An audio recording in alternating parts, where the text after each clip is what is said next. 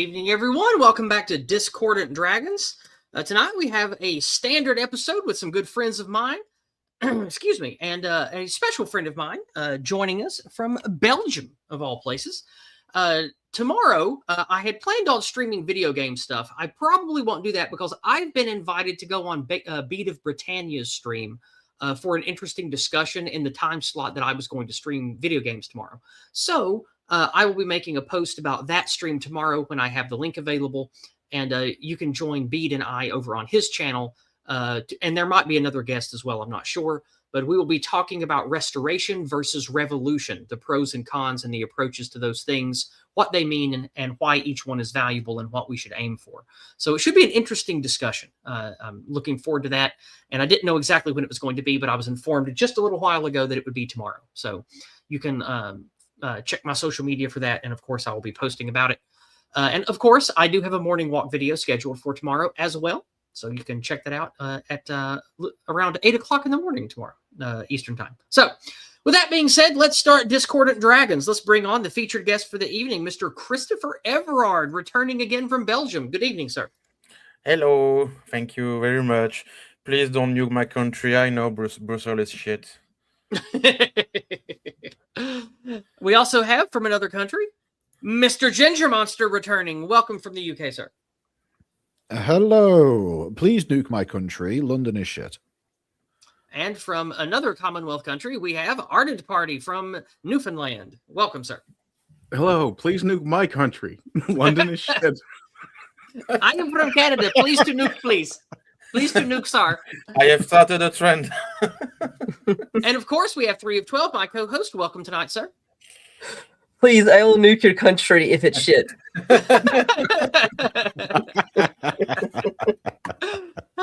times. Good Perfect. times.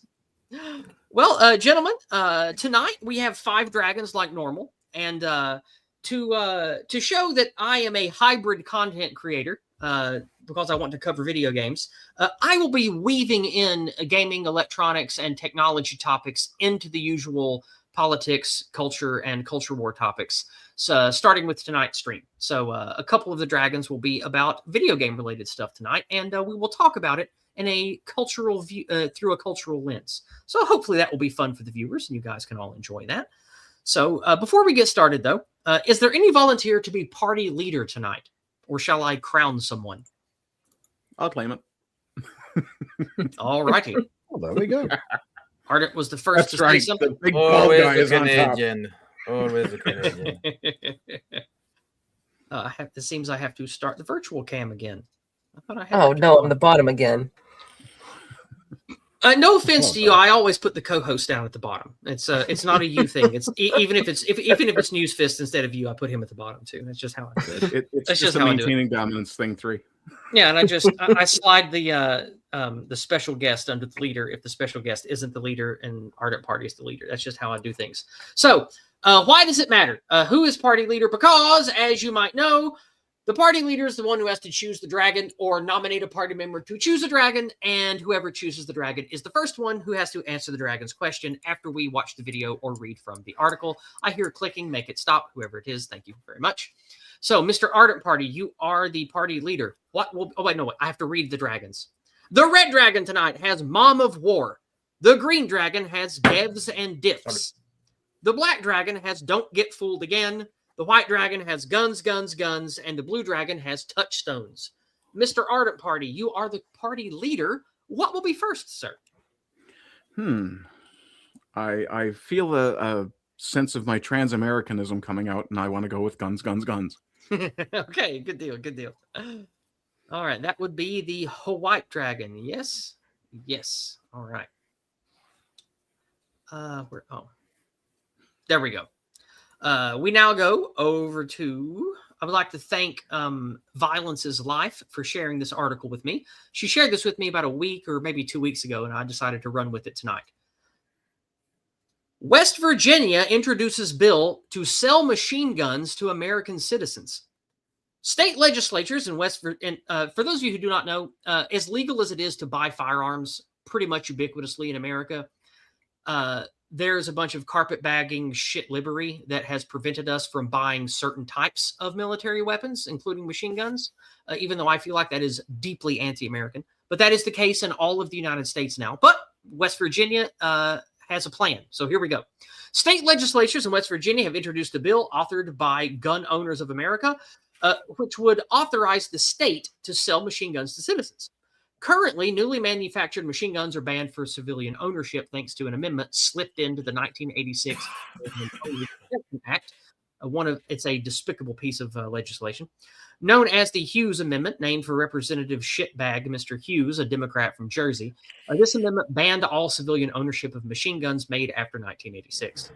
While machine guns made and registered prior to the ban date can still be transferred, the law of supply and demand has created a massive disparity, as most ordinary Americans simply can't afford these much sought-after items.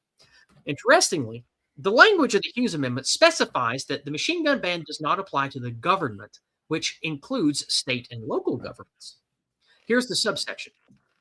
A transfer to or by or possession by or under authority of the United States or any department or agency thereof, or a state or a department, agency, or political subdivision thereof. Well, we at Gun Owners of America had a thought. What if the states wanted to sell machine guns to their citizens? That is, what if they were engaged in a transfer by state? Well, that would certainly comport with the historical tradition in the United States, where governments have sold military arms to civilian populace since the very founding of the country, and of course, arming civilians with machine guns with the prefatory clause of the Second Amendment, which reads, a well-regulated militia being necessary to the security of a free state. Well, what could be better and more of a well-regulated militia than a citizenry armed with machine guns? According to 922.0, a state government may lawfully transfer, that is, sell, give, or loan machine guns to ordinary citizens. And after the transfer is complete, those citizens lawfully possess those weapons. But you don't have to take our word for it. The Department of Justice recently made the very same argument in a court filing.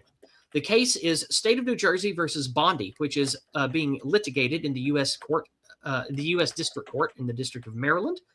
The case involves ATF's return of forced reset triggers to their original owners after a judge in Texas ruled that these triggers are not machine guns, as ATF previously claimed, which they certainly are not.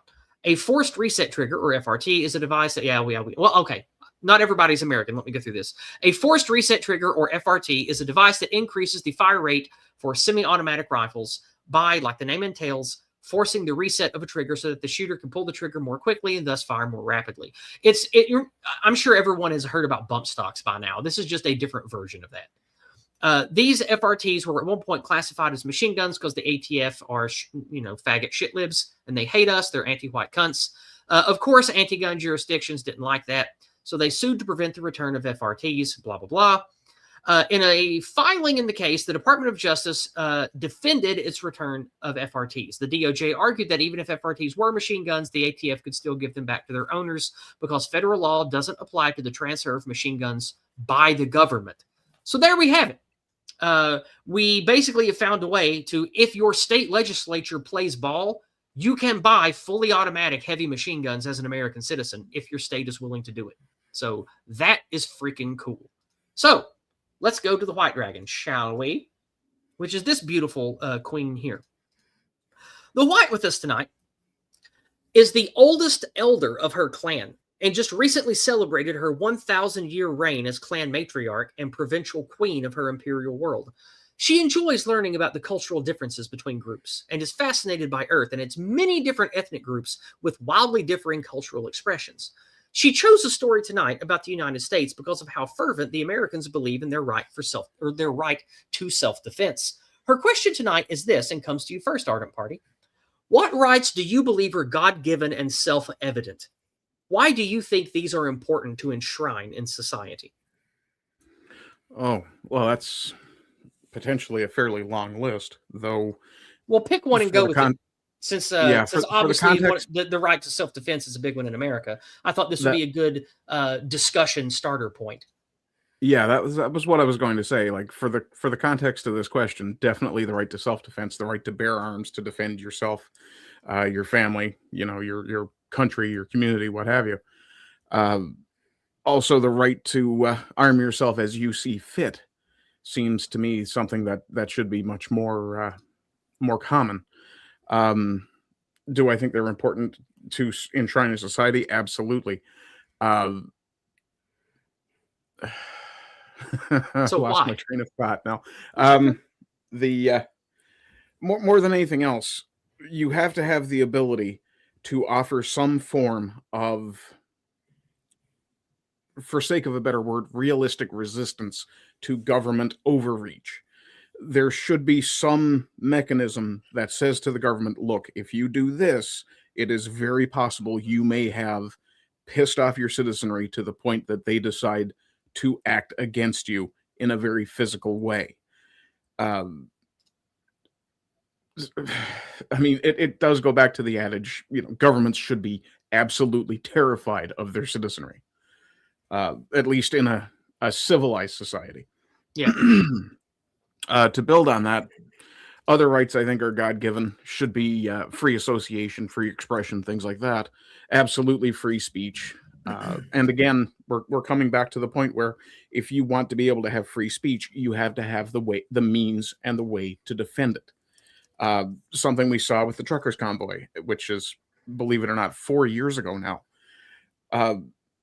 was you had people who were basically told, you have no right to free speech, you have no right to free association, you don't even have the right necessarily to physical integrity of your own body. You don't have the right, even though it was in the Nuremberg Accords or agreements, whatever term they use there, to not undergo a medical intervention if you choose not to.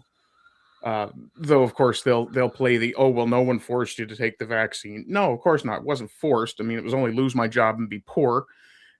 Things like that people and some had people, it was lose your housing situation as well. Oh, yeah. No, well, I mean, take the government in New Brunswick here in Canada. They basically told people, take the vaccine or you don't get to eat, because you would not be permitted to shop for groceries. Right.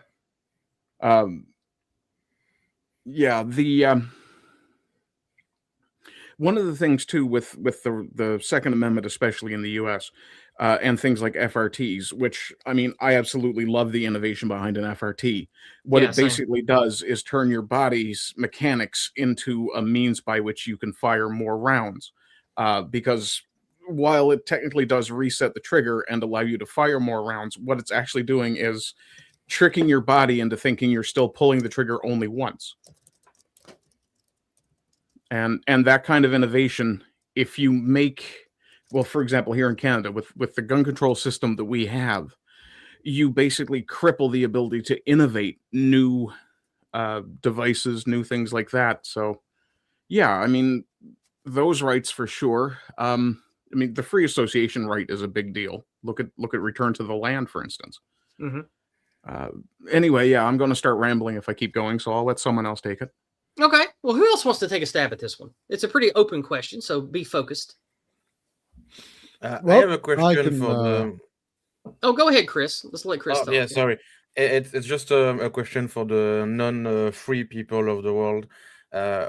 What exactly is an FIT? Can I have a picture of this? Like it's a new piece of hardware or something? Just it's an attachment that goes. Just look up firearm FRT in a search engine of your choice, and you will see pictures and descriptions of it. Thank you.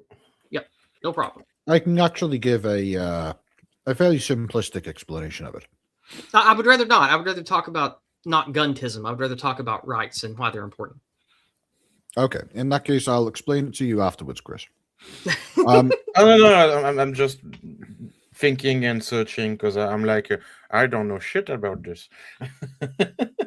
Fair enough. Well, regarding the dragon's question, what rights do you believe are God-given and self-evident? Well, personally, I think that rights are something that should exist, and they are things that come in various tiers. And in every single example, a right is something that protects you from somebody or something else. Mm-hmm. For example, I think that a government can give you the right to be protected from your fellow citizen. In doing so, a government's right, the rights that a government may be able to give you are, for example, the right to be able to exist in a society without the expectation of having to be perpetually looking over your shoulder to make sure you aren't shanked by a jihadi baddie. Right. But at the same time, there are also rights that are required to protect you from a given government, and these are God-given rights. A God-given right that I would personally be in favor of enshrining into a given society would be the right to be able to opt out from a given society, to be denied any and all contributions and removals of resources from a given government. Right. You This should is have this is the libertarian. I want to opt out of the system and just live on my land in the mountains and not have to pay taxes nor receive any government services. exactly that. Yes. We could call it the hermit clause. That is one thing that I think a God-given right should be. Any citizen of the United States, in my opinion, should have the right to be able to say, government, I am rescinding my permission for you to have any contact with me. I do not expect any kind of benefits from you. I do not expect any kind of demands from you. We are to be peacefully divorced from one another. If you disagree with this or feel as though I am attempting to cheat you out of something, feel free to investigate me. But otherwise, I will do everything within my power to avoid both taking from and adding to your respective pots. Goodbye. That is what I think should be a God-given right. The right to say, fuck off, government. Okay. Well, the problem with that kind of thing is it requires organization and people that make themselves in charge of force, the superlative, to enshrine that. So that would be a very difficult thing to maintain as a culturally enshrined right. But if something like that was to come to pass, it would probably involve some kind of official excommunication where that decision is permanent, because you wouldn't want that to be an opt-in, opt-out system that people could bounce back and forth on. It would cause problems.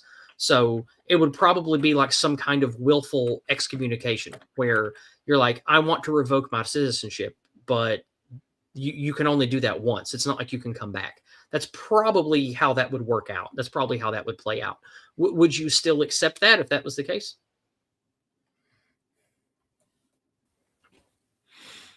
Sorry, could you say that again? I was distracted by something. How much of it? Okay. Just the last sentence. Okay. Would you accept that if that was the only way you could have that enshrined? I'm sorry. Yes, I completely spaced. That's all right. I assume you were reading chat. That's fine. Moving on. Bad Feeling a ginger. bit Bad. sick. That's okay. We'll just move on. We'll step over. Let's move on to 3 of 12. Yeah, because I was stewing on the question. I was stewing on that exact same way you were. Okay. That's basically how that's enshrined at the moment. And under normal functioning of a government, that's kind of what they're supposed to do anyway. It's supposed to not interact with you unless it absolutely has to. Right.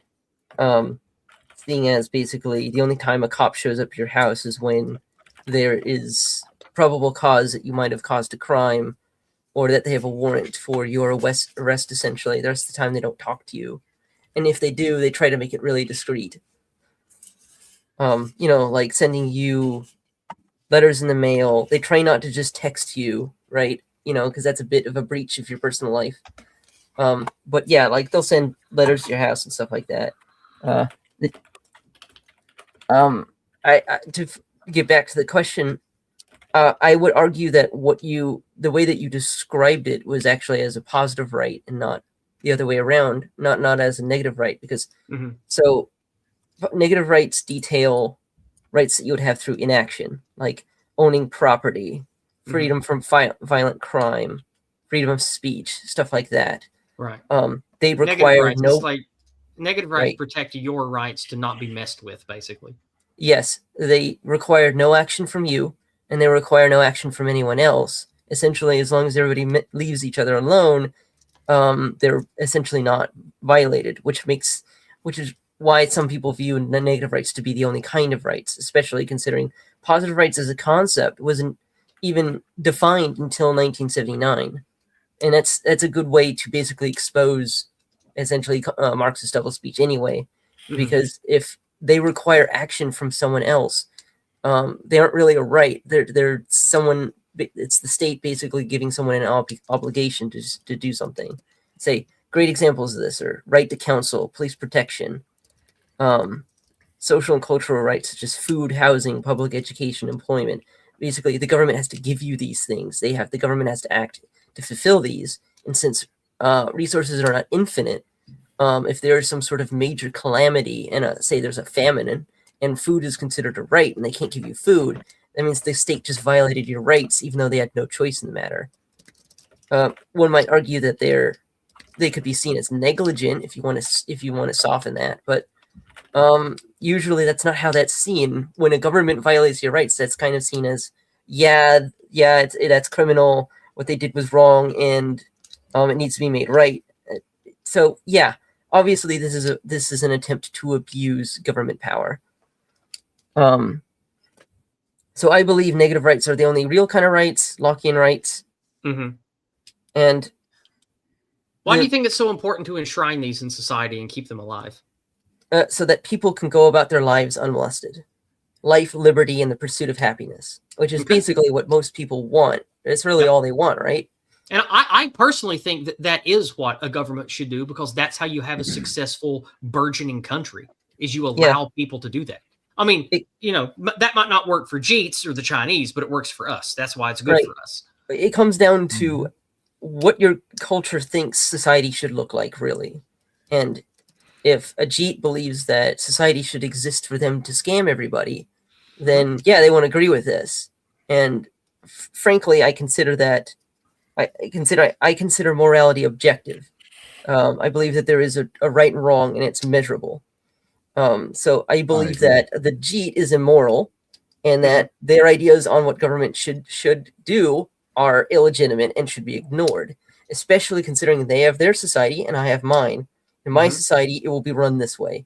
The government exists to be a referee for your rights, to protect you so that you can go about your life unmolested and nothing more. That is basically my take on it as well. My personal go-to for God-given rights are basically two things: my right to property, the fruits of my labor, and paired with that is the right to defend those. So this encompasses free speech, the right to self-defense, the right to own property, the right to, self-determine, basically. And the other one that I think is, if not as important, it's close to as important, is association. Because if men with guns tell you where you are and aren't allowed to go, and who you are and aren't allowed to talk to or be buddies with, you basically lose the ability to pursue a normal, healthy, fulfilling life. So those are my two big ones: is property rights and the right to defend that property, and the right of free association. I think those are the most important things, and that encompasses basically most of the core rights of the U.S. In fact, I go even further than you as far as freedom of association goes. You should be able to tell people, you as a group with your community should be able to tell people that they are not welcome here. That's what freedom of association is. Yes. Yeah, it's the right to be exclusive, the right to associate, the right to say, we are making a fraternal order. Only these people can join. We are creating this community. We get to say who can and can't live here in these homes that we've built, or who can and can't set up shop here on this farmland. Right.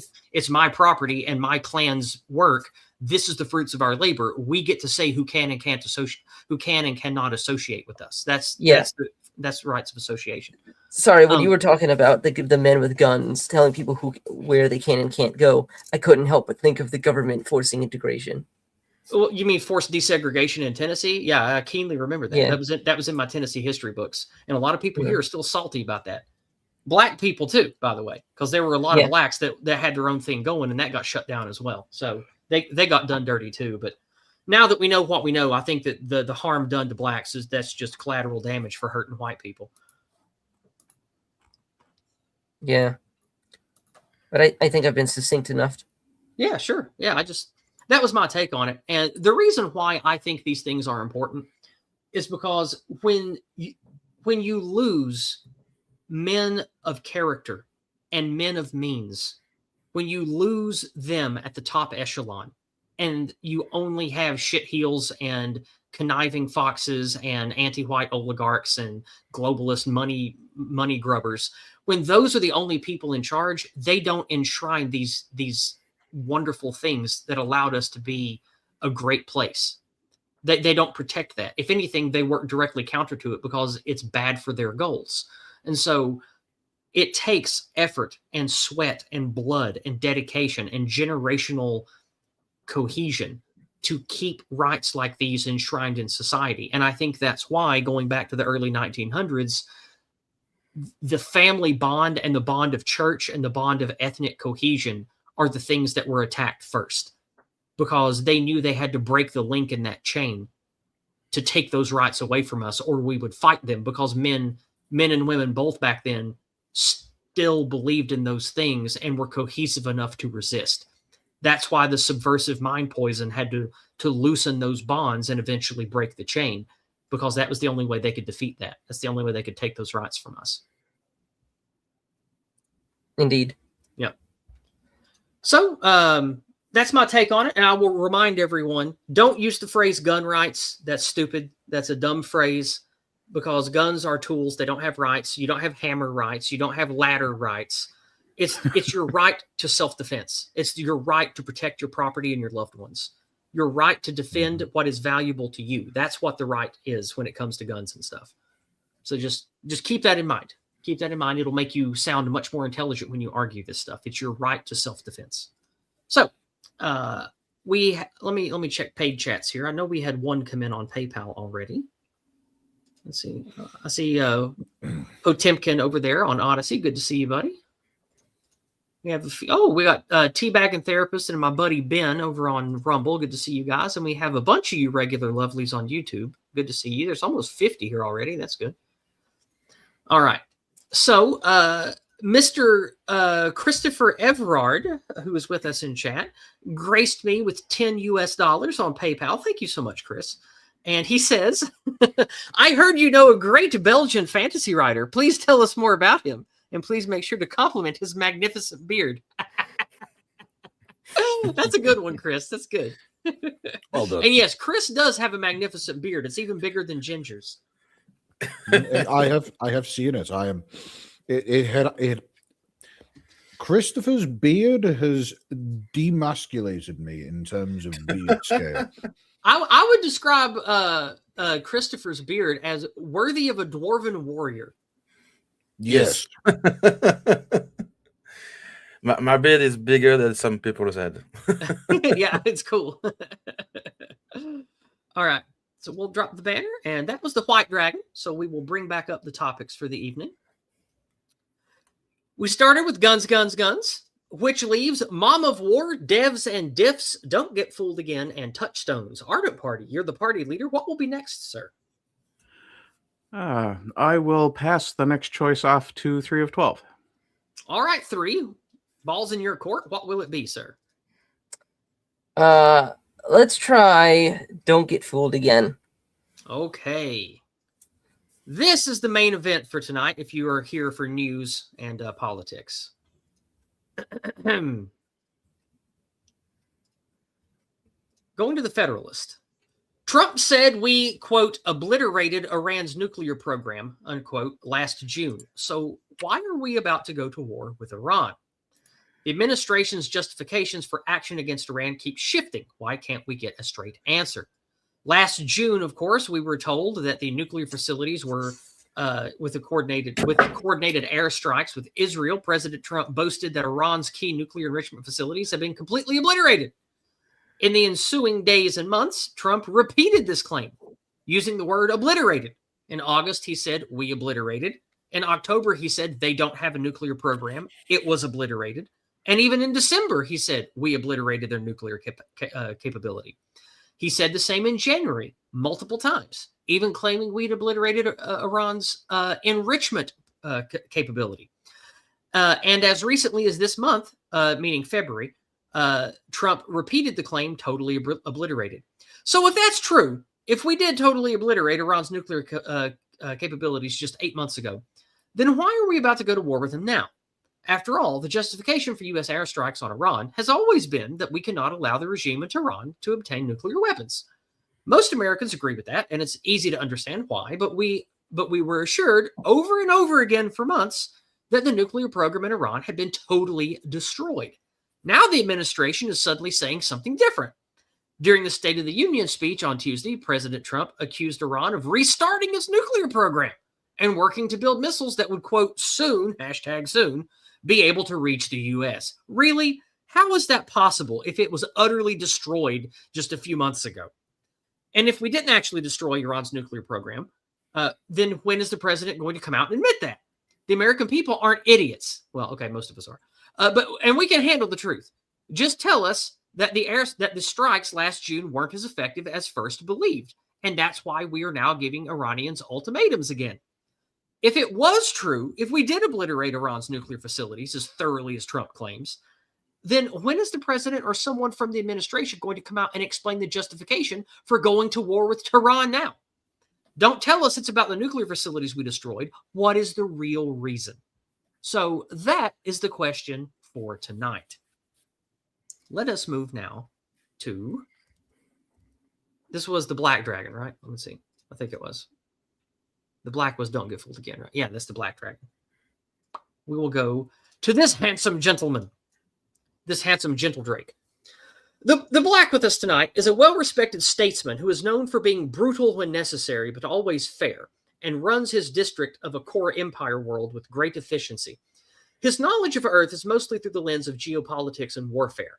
He chose the story tonight to remind us of one simple thing. Weak men need lies to rule.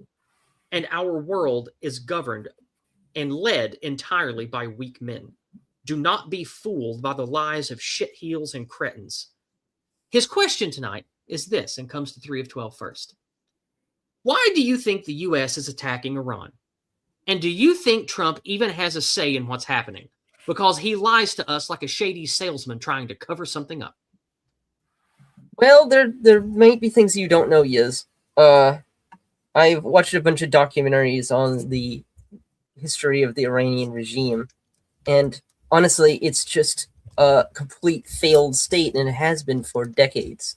Their economic stances wouldn't even resemble what you would call Keynesianism. They're just random reactions to events.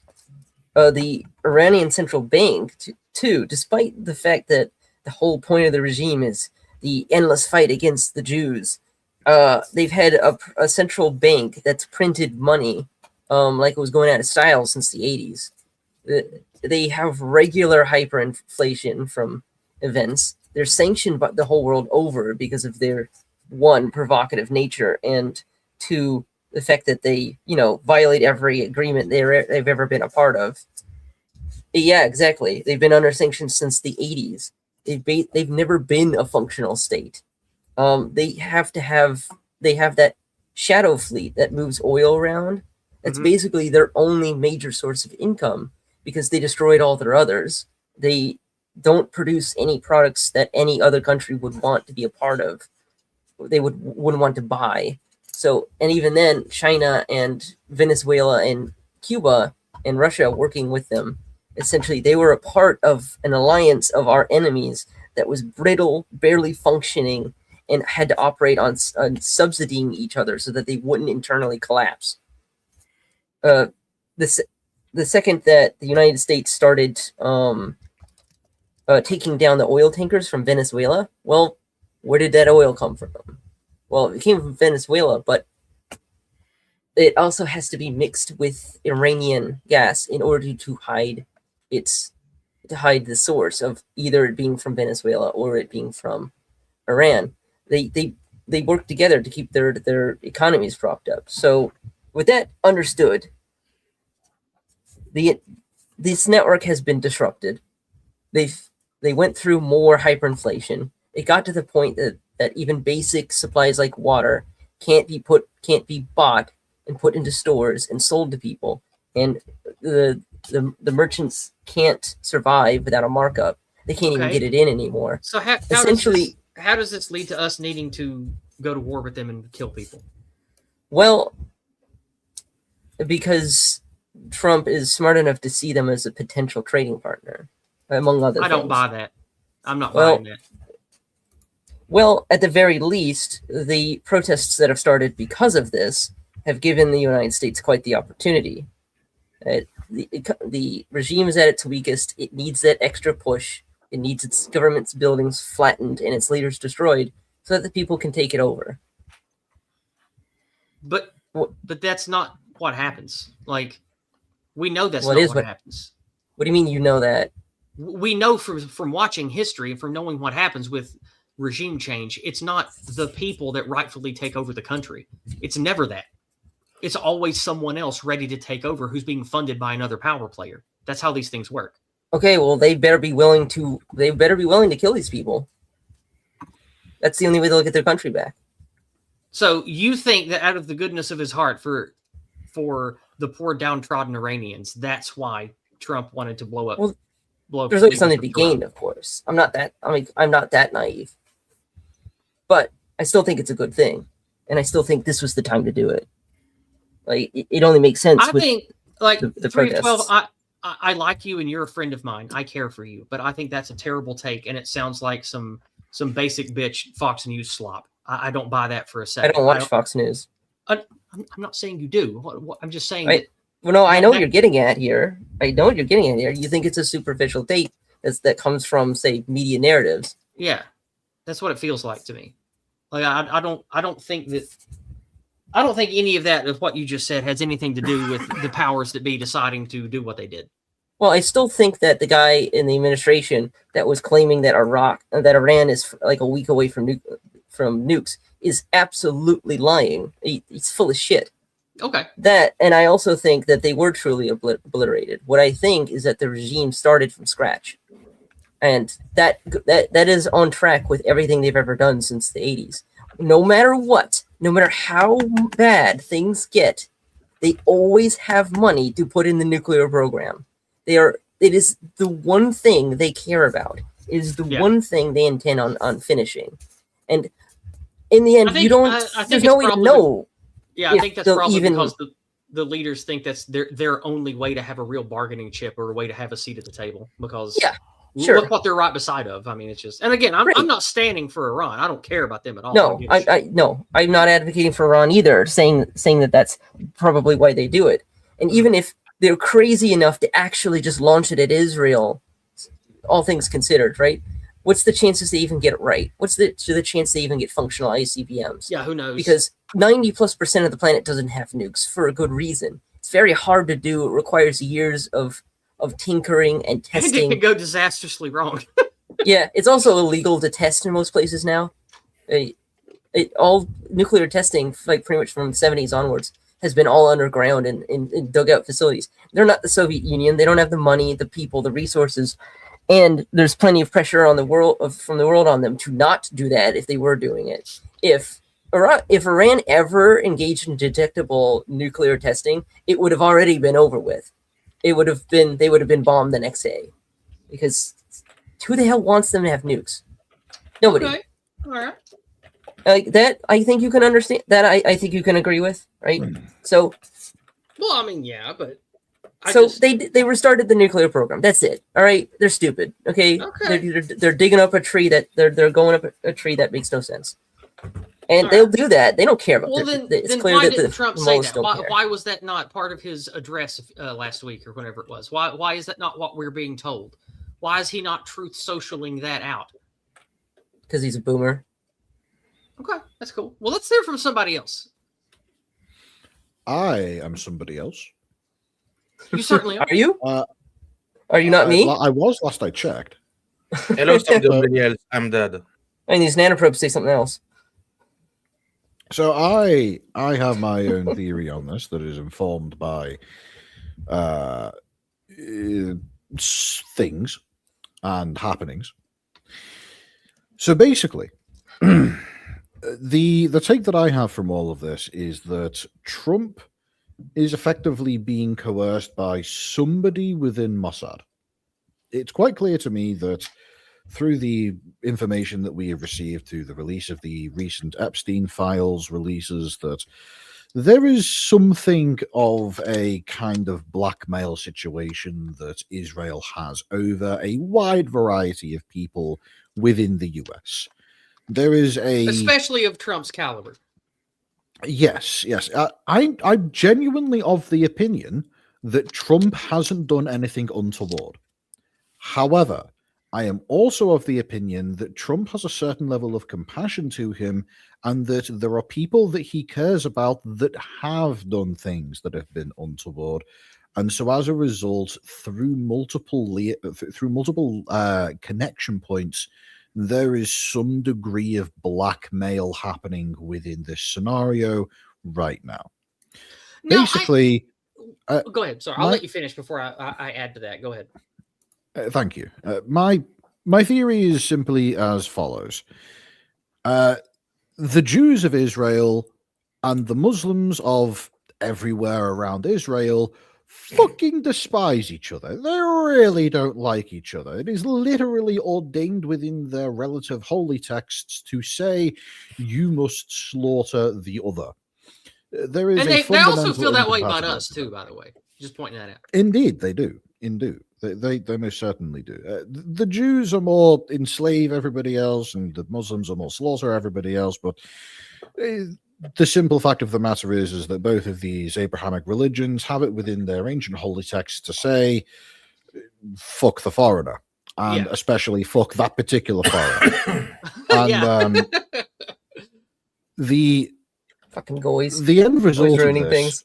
the end result of this is that the Jews of Israel see themselves as having an opportunity to be able to eliminate what would best be described as an ancestral enemy.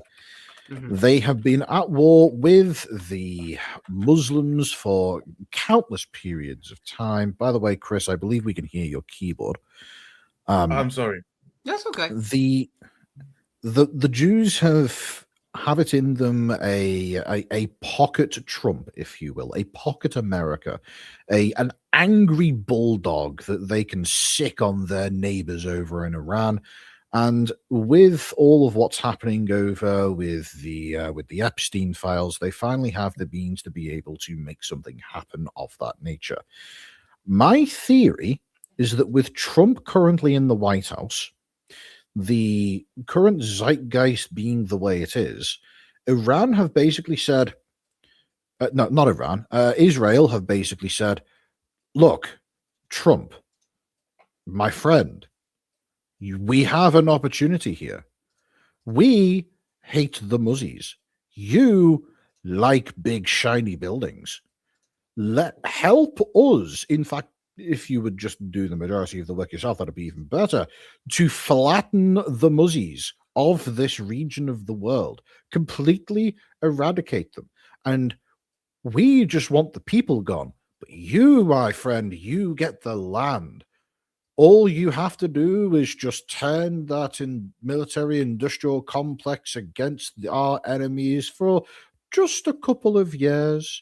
Not even until the end of your administration. It'll be over in a week. Look what happened in South America. It was over in a single night. All we're asking is just a couple of months worth of American military might to crush our enemies so that they can't bother anyone. And look, they're Muslims. There was one of them shooting people in Texas the other day. Everybody hates them. There's not going to be any problems with it. Just give it a go. Okay. Basically, the Jews have managed to convince the upper echelons of the United States government that it is within their own interests to not only participate and, in fact, lead the strikes on Iran, but that there will be practically no cost in the American military in doing so. And frankly, that is objectively true. There is very little cost to the upper echelons of America in striking Iran, especially if they don't actually do boots on the ground. If they literally just send bombers over from above and do strikes like what they did with the Iranian nuclear program a couple of months ago, then I really don't see there being much of an issue here from the American perspective, besides the icky feeling of, ooh, we're helping the Jews. No, And well, I the mean, Jews there's are a also bunch of... there's also the very real and very bad fallout. Like, what comes next if you cause massive destabilization? Like, That much is very true. It it's is like, here's the thing, like, basically... the United States, like, okay, Venezuela's one thing, right? But like, Iran has connections to Russia. It courts China. Iran also, don't forget, is home to like 80 or 90% of everyone who lives in the Middle East. It's a massively important area. And let us not forget, whenever there is war, it always means more non-whites come to our countries. So it's like, here's the thing, like, the line that people say about, well, we won't miss the Ayatollah, or the Hezbollah and all these disgusting terrorist people, like the House of Saud and Saudi Arabia and all these bad guys. Nobody's going to shed a tear if these assholes get blown up. I don't think that's what most people care about. What people care about is what comes after that. Like, is it going to be more refugees? Is it going to be more boots on the ground forever war like in Afghanistan? How much more blood will they squeeze out of us to continue to fund this disgusting Zionist war machine? Like, that's Indeed. what people who actually care about this shit worry about is, oh, well, if you're willing to do this when you lied to us, peace and no more war, but you're not giving us that. So how can we believe you on the other stuff? Like, you've already refunded a lot of the tariff money. You like the mass deportation thing has never really even started. I know it's expensive and hard to. Oh, Price and all Did he this talk just about stop mid- deportations that immigration net has lowered a lot because people just aren't trying to get. But we need Trump to do the things he promised, and he just isn't. In fact, in a lot of ways, he's doing the opposite of what he promised. So there's a lot of worry around all of this about what comes next. So that's... Well, in my personal opinion, the strikes in Iran are not necessarily a good thing, not necessarily a bad thing. I'm quite neutral on them. But that is coming from the perspective of somebody who has quite the severe hatred towards Islam as a religion. I hate it too, but I still think that blowing them up halfway around the world is not good for us, because it always ends up with, we get squeezed for more tax money and get inflation, and we get more non-white immigrants from places in the world that aren't compatible with us. So it's bad for us. That's why I don't want it to happen. Indeed. Yeah, we By keep the way, catching human shrapnel. By the way, you had a hiccup in your connection there a moment ago.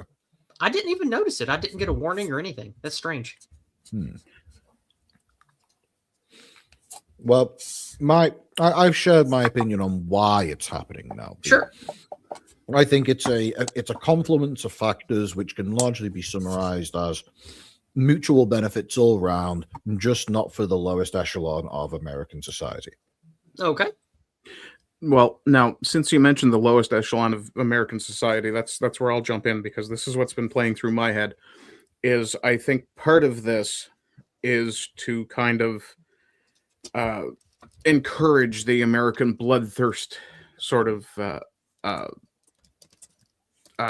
part of their psyche, to encourage them to be pro-war. With the Ukraine war kind of having a bit of a hiccup, and there's a little bit of discussion that maybe Zelensky will potentially give up some land. With the Afghani conflict having died, and things like that, there is a substantial part of the U.S. business sector that kind of, well, the military industrial complex that thrives on new conflict. So part of that is, I think part of why they're going now after, I think somebody said it was something like 47 years that Iran's Khamenei had declared war on the U.S., or that Iran had declared war. I don't think it was necessarily Khamenei at the time, but excuse me. I think part of it is just to keep the conflict over there, so that, and part of it, obviously, everything like this always has multiple reasons. Part of it is also because there is a particular scandal that nobody in government appears to want investigated and thought was just going to go away if they released a few pieces of information. Yeah, it's things quite like clear that. the powers that be have absolutely no interest in doing anything with the Epstein information. No, they absolutely don't. And Probably they're because they know he's hoping- still alive somewhere. He's probably in Tel Aviv or some shit. potentially. A big part of it too, I think, is they really, really just wanted to go away. And I think they thought that it would be something akin, somebody in chat did mention her, akin to the Lewinsky thing, where if they talked about it a little bit, it would just go away and it wouldn't be a big deal anymore. The problem is that it's not that small an issue. If you're telling us that the world is being run by satanic pedophile elites, we kind of have an issue with that. Go figure. Moral people don't like the idea of children being targeted by the people we trusted to be in charge of us. Right. So I mean, there's a pile of different potential factors there, but I think a little bit of it is to try and keep the, what's the term I'm looking for? That inner barbarian that a lot of Americans have is to keep them kind of keyed up and, oh yeah, war, like to keep your inner orc on the go kind of thing. Chris, do you have anything to add, or would you like me to just talk some on this? Unfortunately,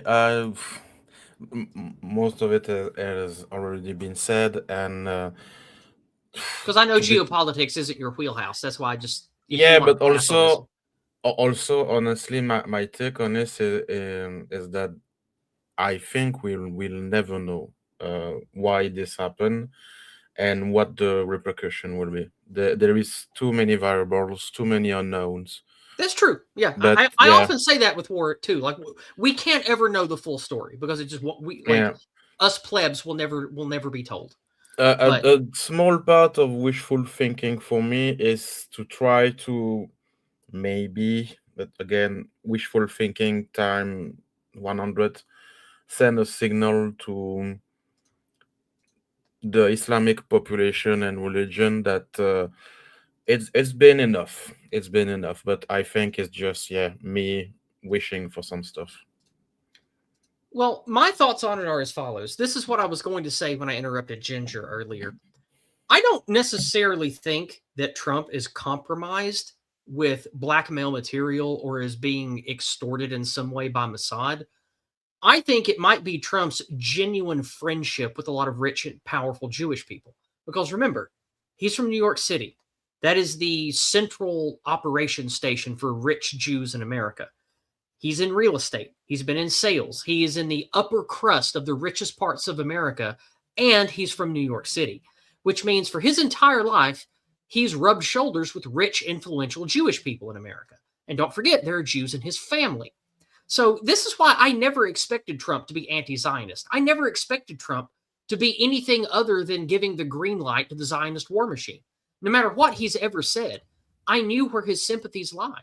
I don't think that Mossad or CIA has to use weird dirt or extortion on him to get him to be sympathetic enough to Jewish people to go ahead with certain things that Israel wants to do in the Middle East. That seems very natural and like something Trump would do anyway.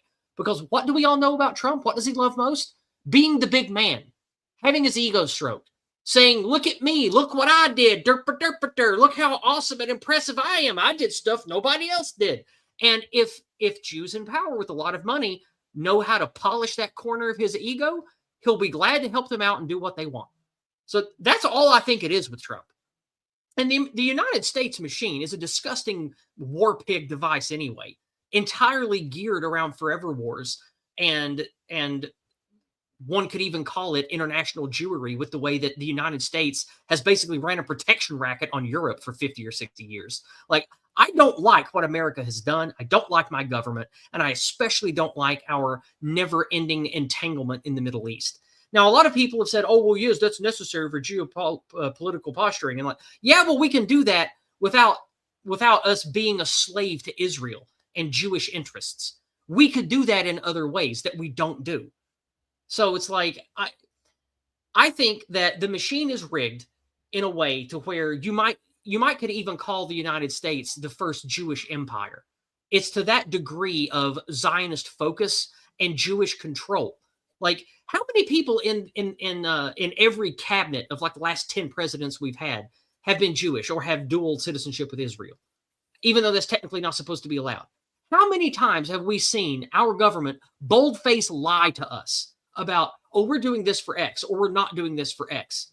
And it comes out that, no, we actually were doing that, and that's because Benjamin Satan Yahoo wanted it, or it's good for Israel, or because of AIPAC and all this other shit. Like, it's disgusting to me, but that's just the way it is. Like, I can hate it and rage against it all I want, but that's just the way it is. That's what the American government is. That's what the military-industrial complex does. It's a Zionist war machine. It does Israel's bidding, and now our government is completely full of Jews and Zionists, whether they be Jewish by blood or not. The fucking Christian Zionists and Judeo-Christian lunatics and all these other people. Like, this is what the system has self-selected for generations now. This is what we have. And I absolutely believe that Trump, being the guy he is, would just go along with it. Because this is his last term anyway. It's not like he can be elected again. And he's going to be rich and famous and powerful. And of course, he understands Jewish power and Jewish everything, because that's what he's friends with. That's who his buddies are. So if he does their bidding, he knows that they will help him be enshrined as an American hero when he's dead. And I'm sure that appeals to the idiot.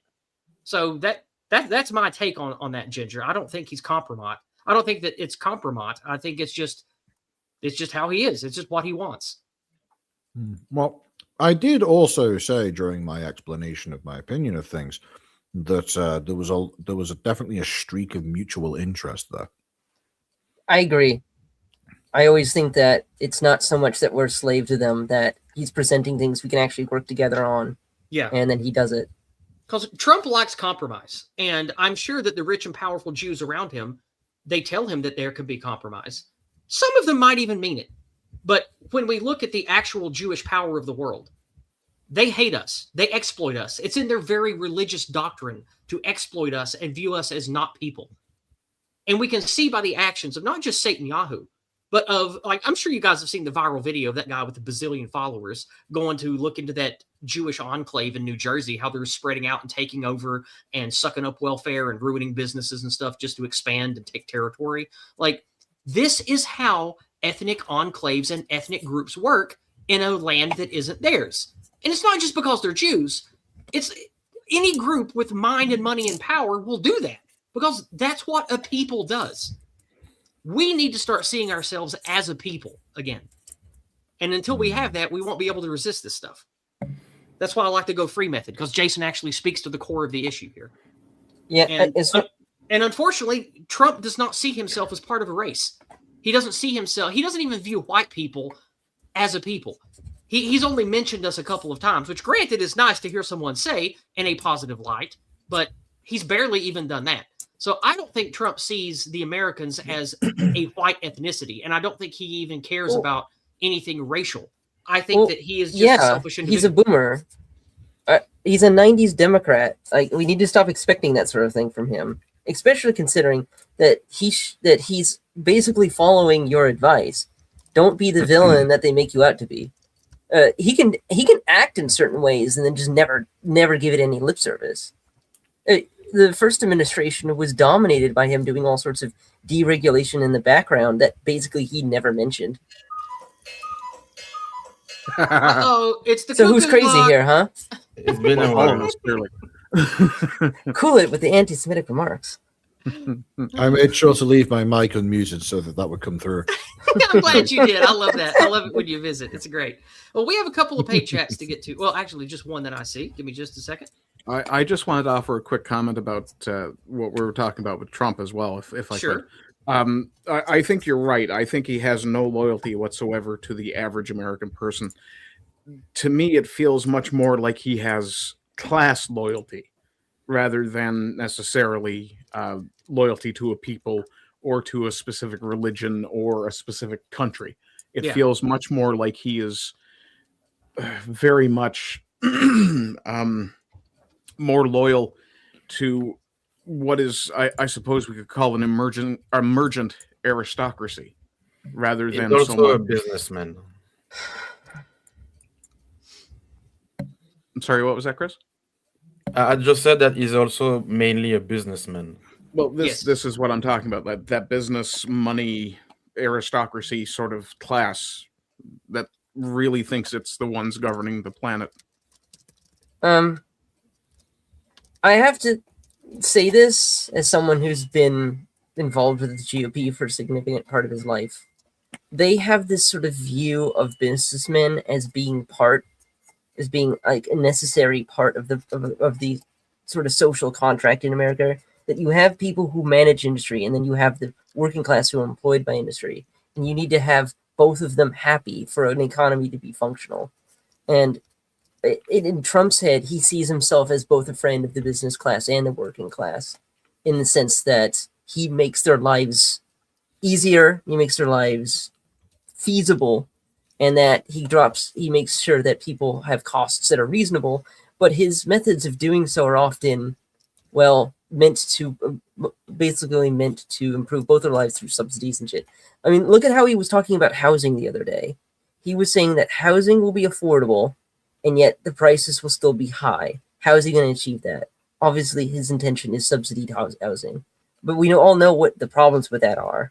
The problem is that it means it's going to make housing prices go up. Second, you put money in people's pockets, companies know people have money in their pockets. No.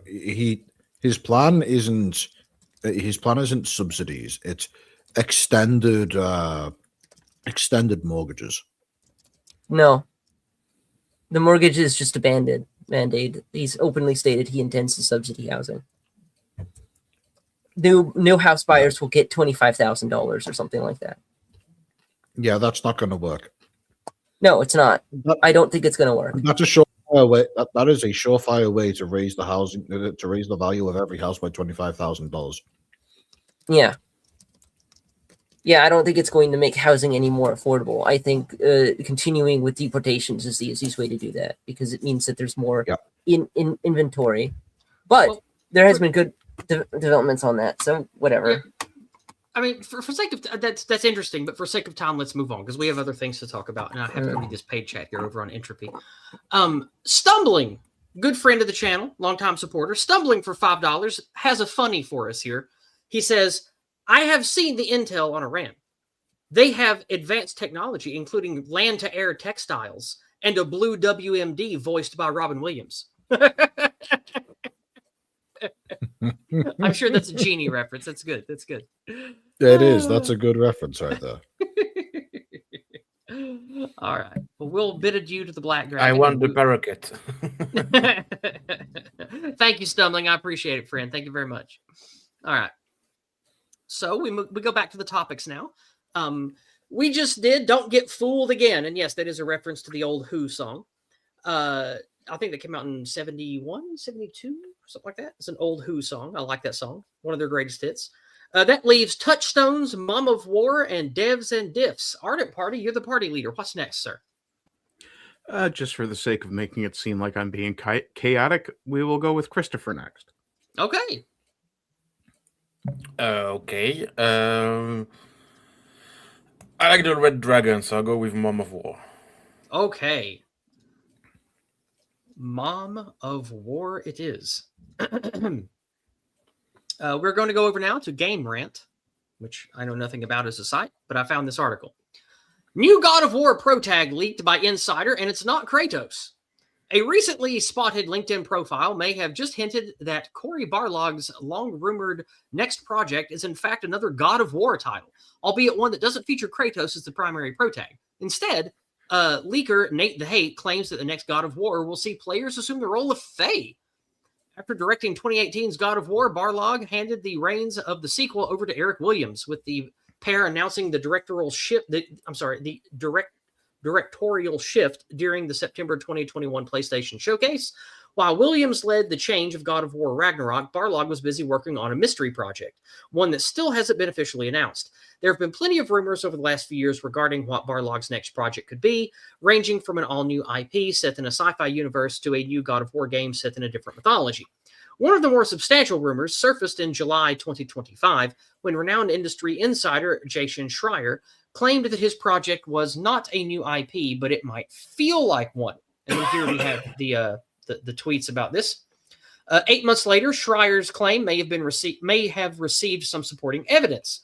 On March 1st, Reset Era, if you will, users found the LinkedIn profile of someone who worked at Santa Monica Studios as a senior writer between August 2020 and September 2025. In the description of the time in the description of his time at Santa Monica, the LinkedIn user wrote that he helped shape narrative vision and creative direction at Sony Santa Monica Studio for a new franchise within the God of War universe, developing characters, storylines, and original lore that expanded the IP. This LinkedIn profile seemingly suggested that Santa Monica Studio had been working on another game in the God of War universe, one that expands the series in a new direction.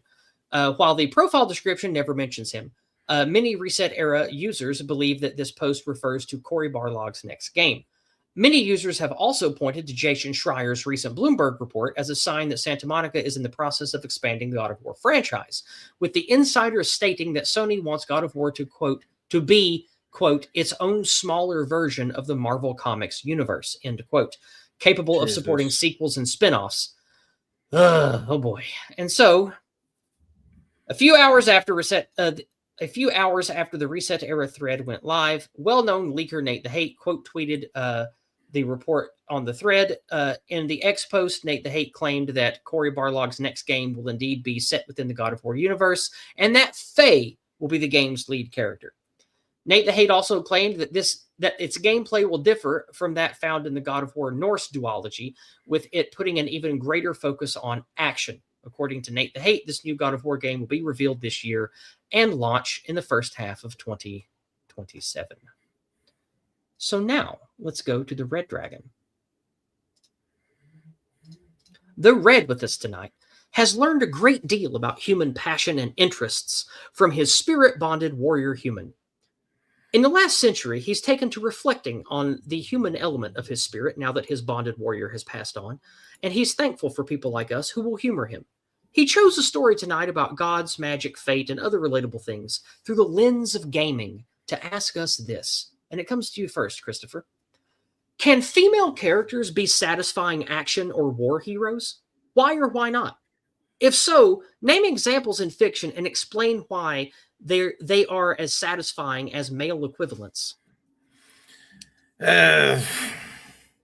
First, let me tell you, I have shivers of what you just read. Like, I didn't play the God of War franchise, but for some games that I like, but I feel that they are not for me, I'm watching like the movie clips or someone doing a playthrough with no commentary. So it's basically like I play the game or at least know the story.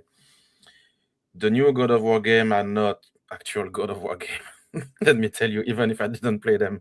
It's like an unofficial fan fiction or something, both in gameplay and story. And I'll not go too much into it, but this is not God of War. Please stop telling it's God of War. To answer the dragon question, of course, women can be action hero, war heroes. I can name only one that will put everyone like on the same page. It's Ellen Ripley. You don't need enough than Ellen Ripley. She basically invented the archetype of the woman action heroes. It's yeah. Stumbling. God of War HR department. Yeah. There is also like what's her name? I forgot about her, but there are multiple instances, like even before Ellen Ripley. But Ellen Ripley popularized the genre of what a woman in a man's role look like. She's still a woman, but she do badass thing. All of us like were in awe when in the second movie when she say "fuck you guys, go to your ship, I will save the little girl," and just with a basic bitch flamethrower, she make her way to find Newt and meet the alien queen and everything. It's just absolute cinema, like the memes say. There is no problem with women being heroes. The problem is the modern writing. It's a catastrophe. Like, it's basically like we forget how to write stories. We forget about myth. We forget about legend. We forget about everything.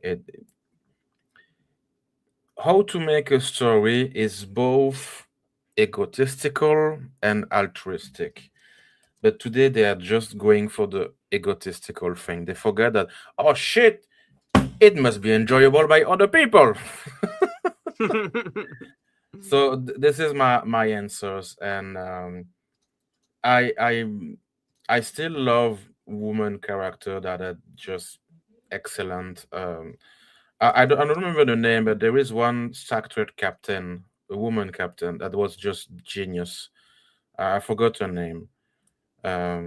I'm sure chat will remember. In what? What are we talking about? In what setting or what game? Star Trek. One woman captain in Star Trek. I don't remember. Oh, Janeway from Voyager. Yeah. Janeway?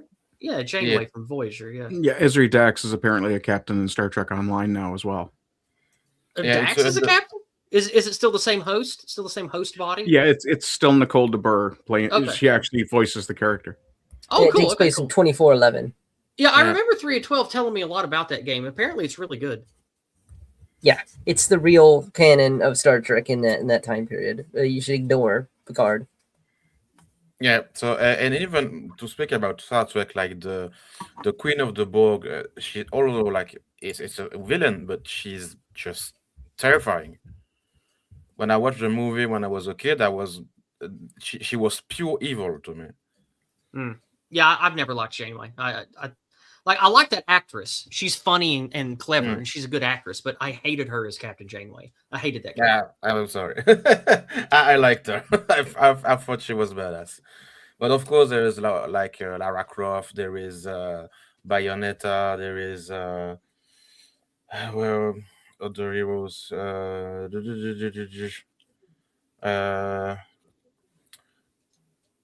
There is it's Harry Potter, but Hermione Granger is a well-liked character also. She even stole the show sometimes from Harry.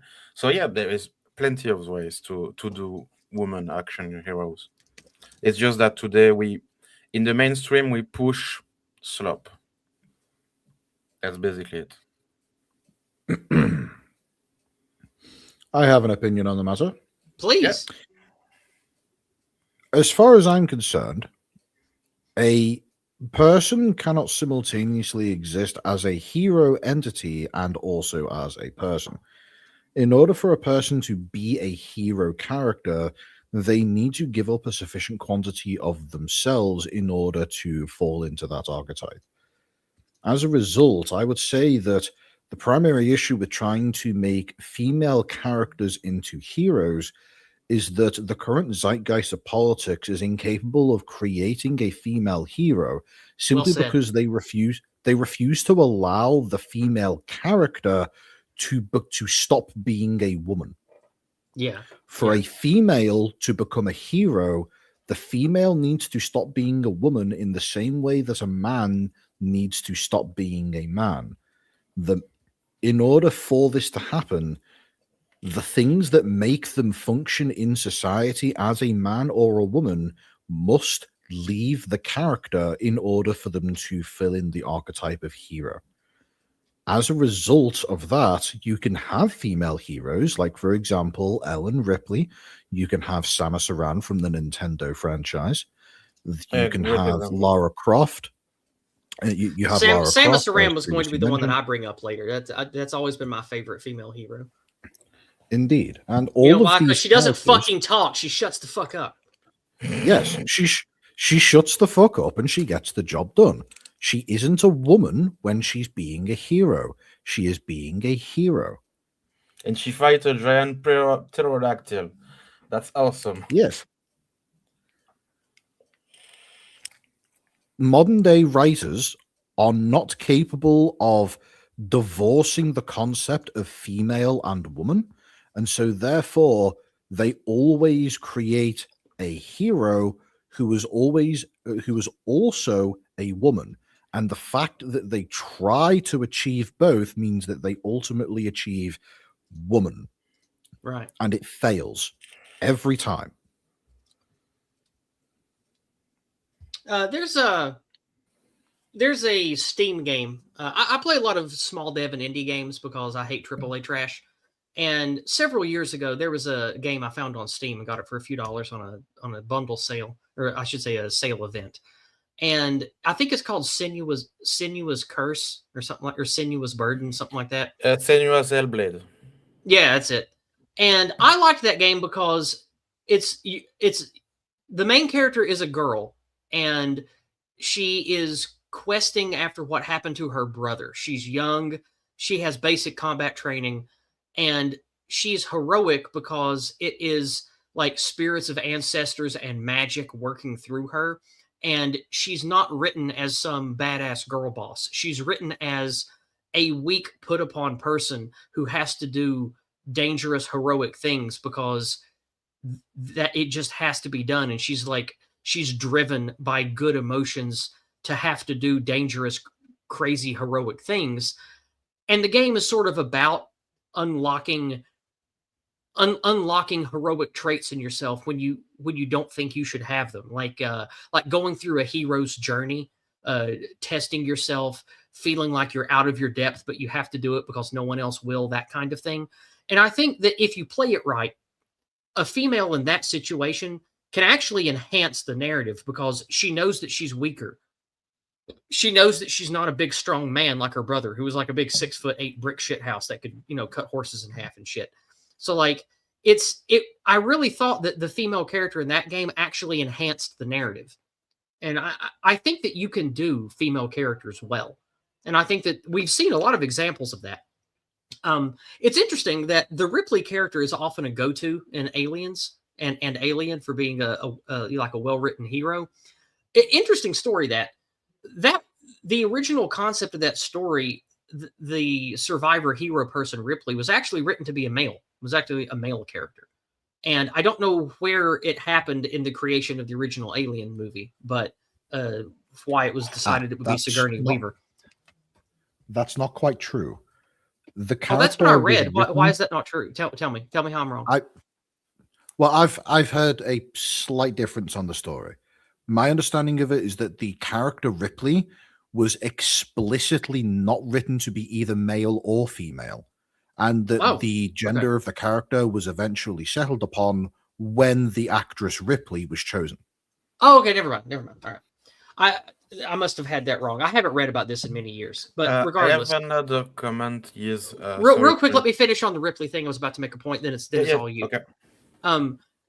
Ripley, I think, works better in Alien. Alien and Aliens are very, very different movies. One is sort of sets the precedent for survival horror sci-fi. It is very much a horror film. And one of the reasons why female protags and the quote-unquote last girl in horror slasher films works is women are weaker than men. They're more vulnerable. They don't have the emotions and the mindset to fight the scary darkness and keep their level head when shit goes crazy and they look at unknown horrors from the netherworld or whatever. So using a female character in a horror setting, in a horror game, listen to me, in a horror narrative can actually be very effective to have your main character or one of the main characters be a woman. That actually can enhance the story quite a bit. In Aliens, it is much more, it sort of sets the tone for kill the monster action schlock as a genre. And I feel like the main character being a dude would have been better, but it's not badly written because you can say a lot of negative things about James Cameron, but he knows how to make a good movie, or at least he did know. And Ripley uses her smarts. She has a lot of vengeance and is driven by loss because, she lost a lot of years. Her daughter is gone, et cetera, et cetera. And she has good female traits in the movie, and I could see like because she doesn't do things that are like unrealistic that a woman in decent shape could do. She carries a gun. She carries a kid. Like those things are things that a fit woman could do. I don't find the Ripley character in Aliens to be unrealistic, but I do think that I would have enjoyed the movie more if a warrior dude was like the main character and like killed aliens more and did cool combat shit. But that's just because I like narrative tropes. But again, I think that Ripley works better in the original movie because it was a different kind of movie. That's my take on the Ripley thing. Now, forgive me. Go ahead as you were, sir. No problem. And I have a follow-up question to what you said. What do you think about Ripley the clone in the fourth movie? I think that all Aliens movies after the third one are absolute shit and not worth your time. I didn't care at all for any of the characters in Alien 4 because no one who created that movie gave a fuck about the characters in Alien 4. It was just cash grab schlock. It was jokey. It was hammy. No one involved in that movie took it seriously, so I don't either. So I have no strong opinions about it. Okay. Well, this is my favorite Alien movie. It's your favorite Alien movie? Yes. Really? Okay, because I love Brad Dourif's performance, and the mercenaries are fun and funny, and I enjoyed watching them get killed. Like I enjoy watching Alien 4, but it's just dumb schlock. And I happen to like dumb sci-fi schlock, so I enjoy Alien 4 for that reason. But as a work of art, as a piece of cinema, I think it's not even worth mentioning. Yeah, for me it was specifically all the narrative around Ripley being a clone and all the trials and error when she find like the experiment and etc. and the tidbits of the robot droid revolution and stuff. But I understand that it's weirdly not really an alien movie. It's like well, no, it is. It's just not a good movie. Like it, I like it. Like I like Alien 4. I'm not ashamed to admit that. I like dumb schlock. But Alien 4 is not art. It does not have the artistic merit of the first one. And arguably, James Cameron's movies are rather artless as well because they're all just derivative tropes, but presented in high budget, good movie fashion. So, like, you could even make that same argument about the second Alien movie, Aliens. But it's I think there's still artistic merit in Aliens that I don't see at all in Alien 4. And then Alien 3 is weird because it's a different kind of movie entirely. I like Alien 3, and it has some artistic merit because the actors are really good and the story is weird and interesting. But it's barely an Alien movie at all. That's okay, I understand. But to get back to what I was willing to say about the Senua game you were mentioning, I have to be artistic. It's not her brother, it's her husband. And she tried to take back the head of a decapitated husband back to that's it. Yeah, the Viking hell to make a It's deal been a yeah. Is it Niflheim? Is that what it's called? I don't remember, Something like but she's going to the Kingdom of the Dead from Hela to get back the soul of that's it. It's been a lot of years since I played it. I don't remember it very well. But it's interesting to mention it because more than that she's a woman, not a warrior, blah blah blah. She suffers from great mental illness. She has vision. She have hallucination, both a hearing voice, distorted reality and stuff. And the gameplay plays with you the more you die and retry, the more your character is marked physically. And there is a trick saying like if you die too many times, your save will no longer work and you have to start the game over, blah blah blah. So it's a very nice example you pick for making a woman a hero and carry a message like the modern entertainment like to do. This one in particular did it pretty well as a piece of video game. The music is wonderful also. If you didn't play the game, like just the ambience, the just exploring the all you can walk in the game, like you just go in on a hill and watch the mountain or like a deep cave and hearing sounds and the echo. They work very hard on this game. That's it. That's what I want to say. Okay, cool. Anybody else have anything to say on the topic, or can we wrap it up and move on? Anything? Because I'm glad actually, to talk about this more if you want. I will very much speak on this. Can Sure, I get the card please, back please. just so I don't misspeak? Oh, sure. 1 second. There you go. Female characters can, in fact, be satisfying action heroes, but you have to make them something more than human, for one. When people ask me about just ordinary human feminine heroes, one of the movies that comes to mind, and I did mention this in chat, is one called Easy Virtue that Jessica Biel starred in. Now, her Okay. character isn't physical in any way in that movie, but she is absolutely capable of defending herself. She does it by having dignity. It's a very well written part for a female protagonist. But I mean, if we're talking about action heroes, I mean, you can look at Red Sonja with I never remember her first name properly. Brigitte Nielsen, yeah, she played yeah. Red Sonja, yeah. Yeah, and I mean, if we're going to really talk about Red Sonja, you kind of really need to go to the comics more. And the way that she was written in the comics is much more that same sort of well, the way what's a good example? I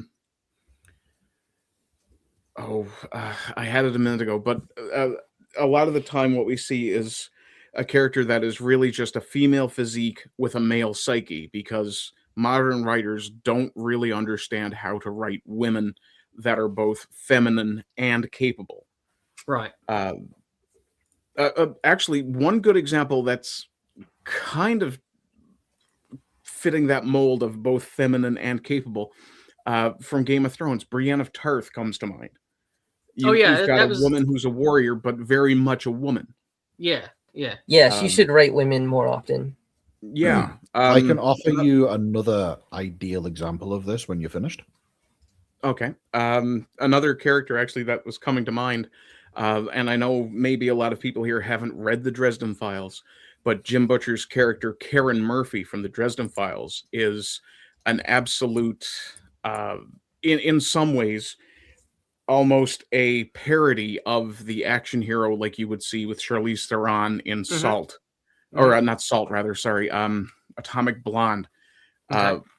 But in the way that Murphy is handled in the books, she is very much feminine. She is very much female, very much a woman, but at the same time also empowered to the point that she makes her own decisions. She will push back against the hero.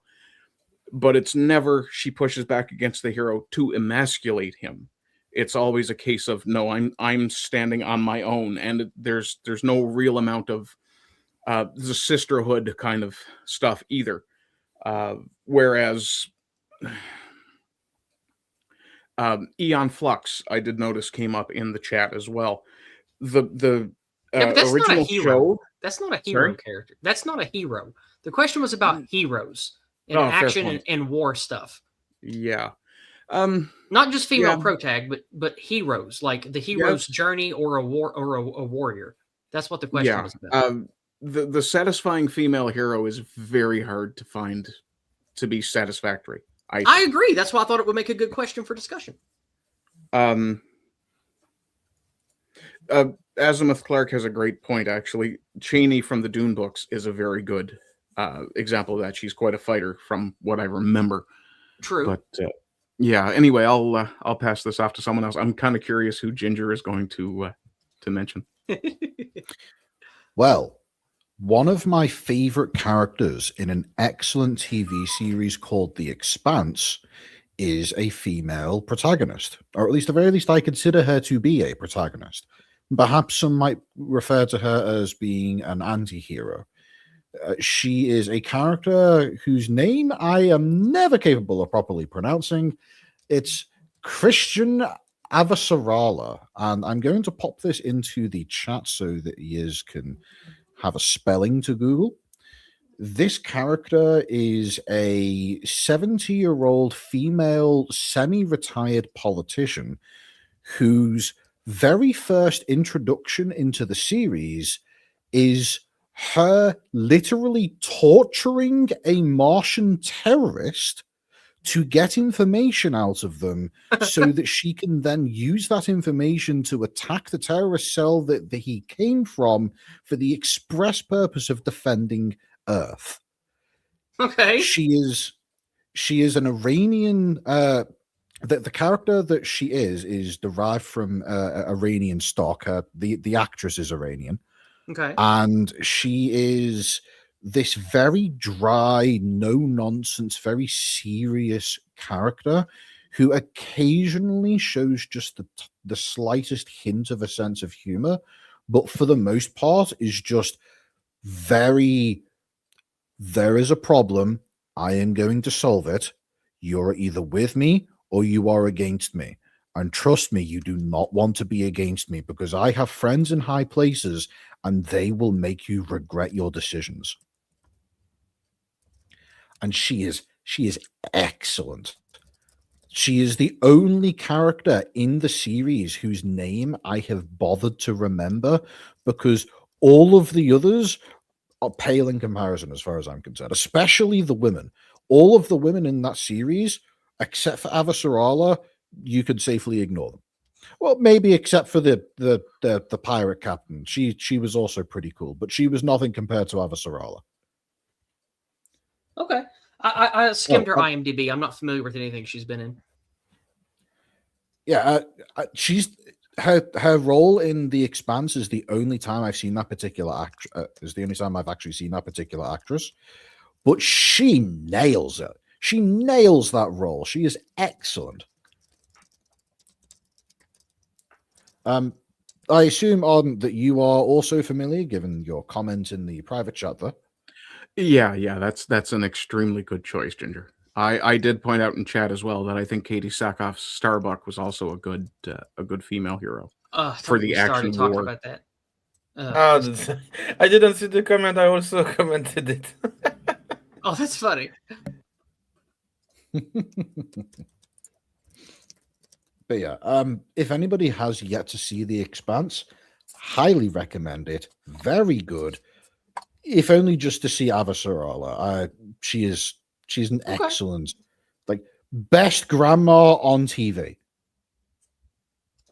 All right. I gave it a try. I don't remember much. I remembered falling off of it even before I finished the first season because I got the feels of like Stargate Universe from it, and I'm like, which is a shame because I really like the hard science, sort of Earth sphere and spacenoid thing going on with it. So I'm willing to give it another try. Maybe I'll like it this time. I don't know. It's a real shame. I like the conceit of Stargate Universe, but it was just a total letdown. Like I watched every episode before they canceled it, and I liked the ideas, but not the execution. I'll say it that way. Like I think that show could have been something if it was handled better and done differently. But what we got was just terrible. But regardless, we need to move on. We've talked a lot. I do have one more character I want to cite as well before we move on, though. Sure, go ahead.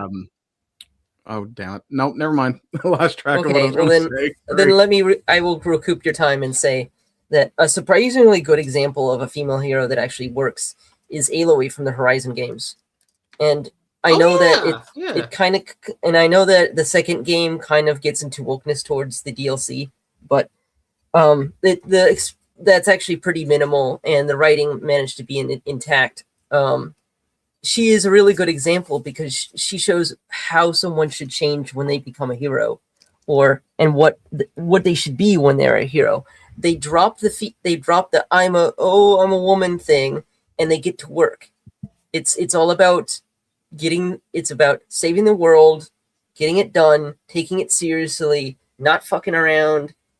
The chattiness, of course, of the gameplay, of course, that just comes with the current day. But honestly, if you can actually turn that off in the second game. You can actually turn off Aloy talking at all if you want in game outside of cutscenes. So it is self-aware on that shit. But the point is that she's the clone of an autistic scientist who basically she was the head researcher for Zero Dawn project, which essentially saved the Earth from going completely dead. In the sense that I've watched some gameplay of that game. It looks really fun to play. Yeah, the plot. I was shocked at actually how thick and informative the plot is, and how sophisticated it is. It really is worth a try. It's a shame that it's a shame that Forbidden West came out the same day as Elden Ring, because it absolutely destroyed its chance to get media coverage and exposure. It really deserves a try if you like the idea of, if you like hunting games, if you like open world exploration. But I'd say Aloy's a great example. I've considered it because I do like that kind of game, and I looked at it for a while and almost played it once, and it was on my wish list for a while, but I've moved on. But I know that you like it, and I've seen some gameplay of it. It does look pretty satisfying. Well, I mean, and the PC port is fantastic. Then I might give it a try one day, but we do need to move on. Over on Entropy, we have Hunger Merchant, my good bro, Hunger Merchant. Good to see you, buddy. He sends in $10 and says, the government doesn't want you to know this, but America's actual greatest ally is the nation of Israel. And if you disagree, you're antiseptic. Anti-Semitic, but I say antiseptic for funny. Anti-Yazetic.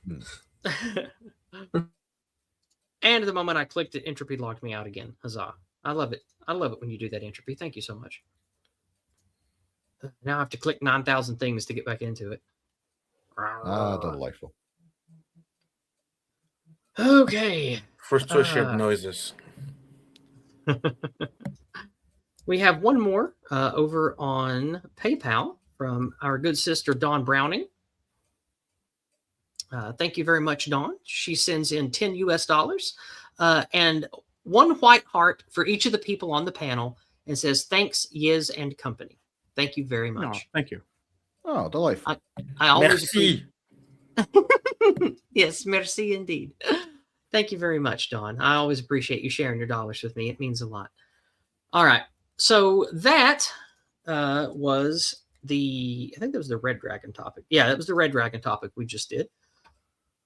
Excuse me. Which means, let me drop this banner and go back to the topics. That leaves two. That leaves touchstones and devs and diffs. Ardent Party, you're the party leader. What will be next, sir? Well, since Ginger hasn't had a crack at one yet, I'll leave him with the last choice, and I'll take the last one. All right, sounds good. Ginger, what will it be? Well, I have a suspicion that devs and diffs is one that I might know about. So let's go with that. It indeed is. No. This article actually came to me recommended by Ginger, and I decided to cover it as part of Video Game Talk.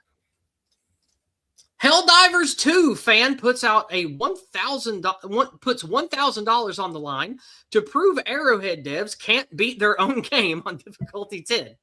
A Helldivers 2 fan, of course.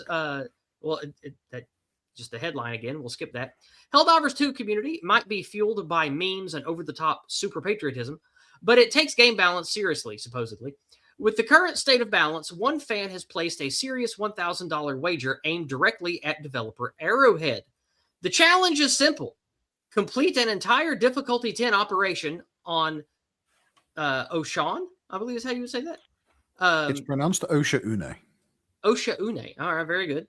Finishing all objectives across 3 missions exactly as the game currently plays. No tweaks, no special privileges, highlighting that players want chaos, but the fair kind. And of course, there's more conjecture in the article, but for sake of time, we will skip that and go directly to the dragon, which is the green dragon. This handsome looker that we've seen before. The Green with us tonight has been a fan of our stream for years, and instead of his usual choice of social and ethnic topics, he chose to ask us about something as ethnic as can be to Western folks these days, gaming. He chose this story tonight to ask us a broader question about gaming and entertainment, which comes to you first, Ginger.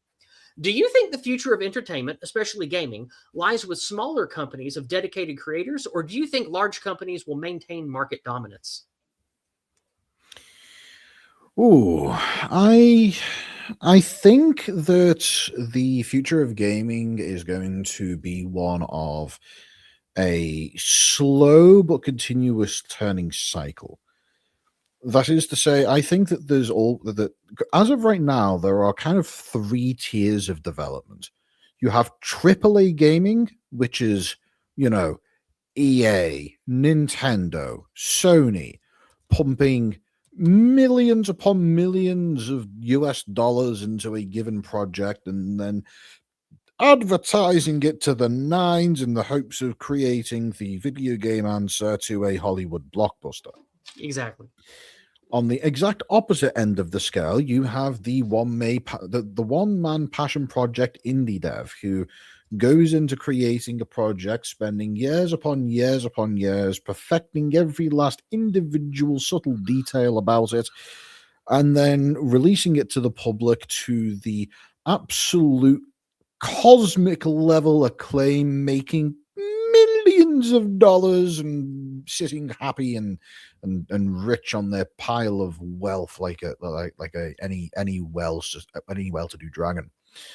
And then roughly in the middle there is a kind of nebulous scenario wherein you have a group of, let's say, 10 to 20 individuals with a budget of maybe $10,000 to $100,000, and they create what is usually dubbed a AA game, not AAA, AA. It's a significant step down from the real big leagues. I think that what is happening here, what we can expect to extend into the future, is AAA games are dead. The concept of the more money you put in, the more money you get out is a dead concept in my mind. It is lost. It is too vulnerable to the likes of ESG and political injections. Yep. It just doesn't work. Right, However, because essentially when you embiggen it to a certain degree and try to make something for everyone, it ends up being for no one. Exactly. A game made for everyone is a game made for no one, which is a quote that is directly from the developers of Helldivers 2, as a matter of fact. Oh, interesting. I didn't know that. That's cool. Indeed. At the very least, it was at least partially popularized by one of their devs. The thing that I think is likely to occur is that AA devs are likely to exist in vast quantities, having reasonable budgets and people investing money in projects, and most of them not really going anywhere in particular and making middling levels of success. With those AA dev teams occasionally hitting it out of the park and suddenly achieving ridiculous quantities of success and using that ridiculous success to effectively upgrade themselves into the new AAA dev team, who will then enter into the big leagues and exist whilst other AAA devs eventually gradually fall out of favor.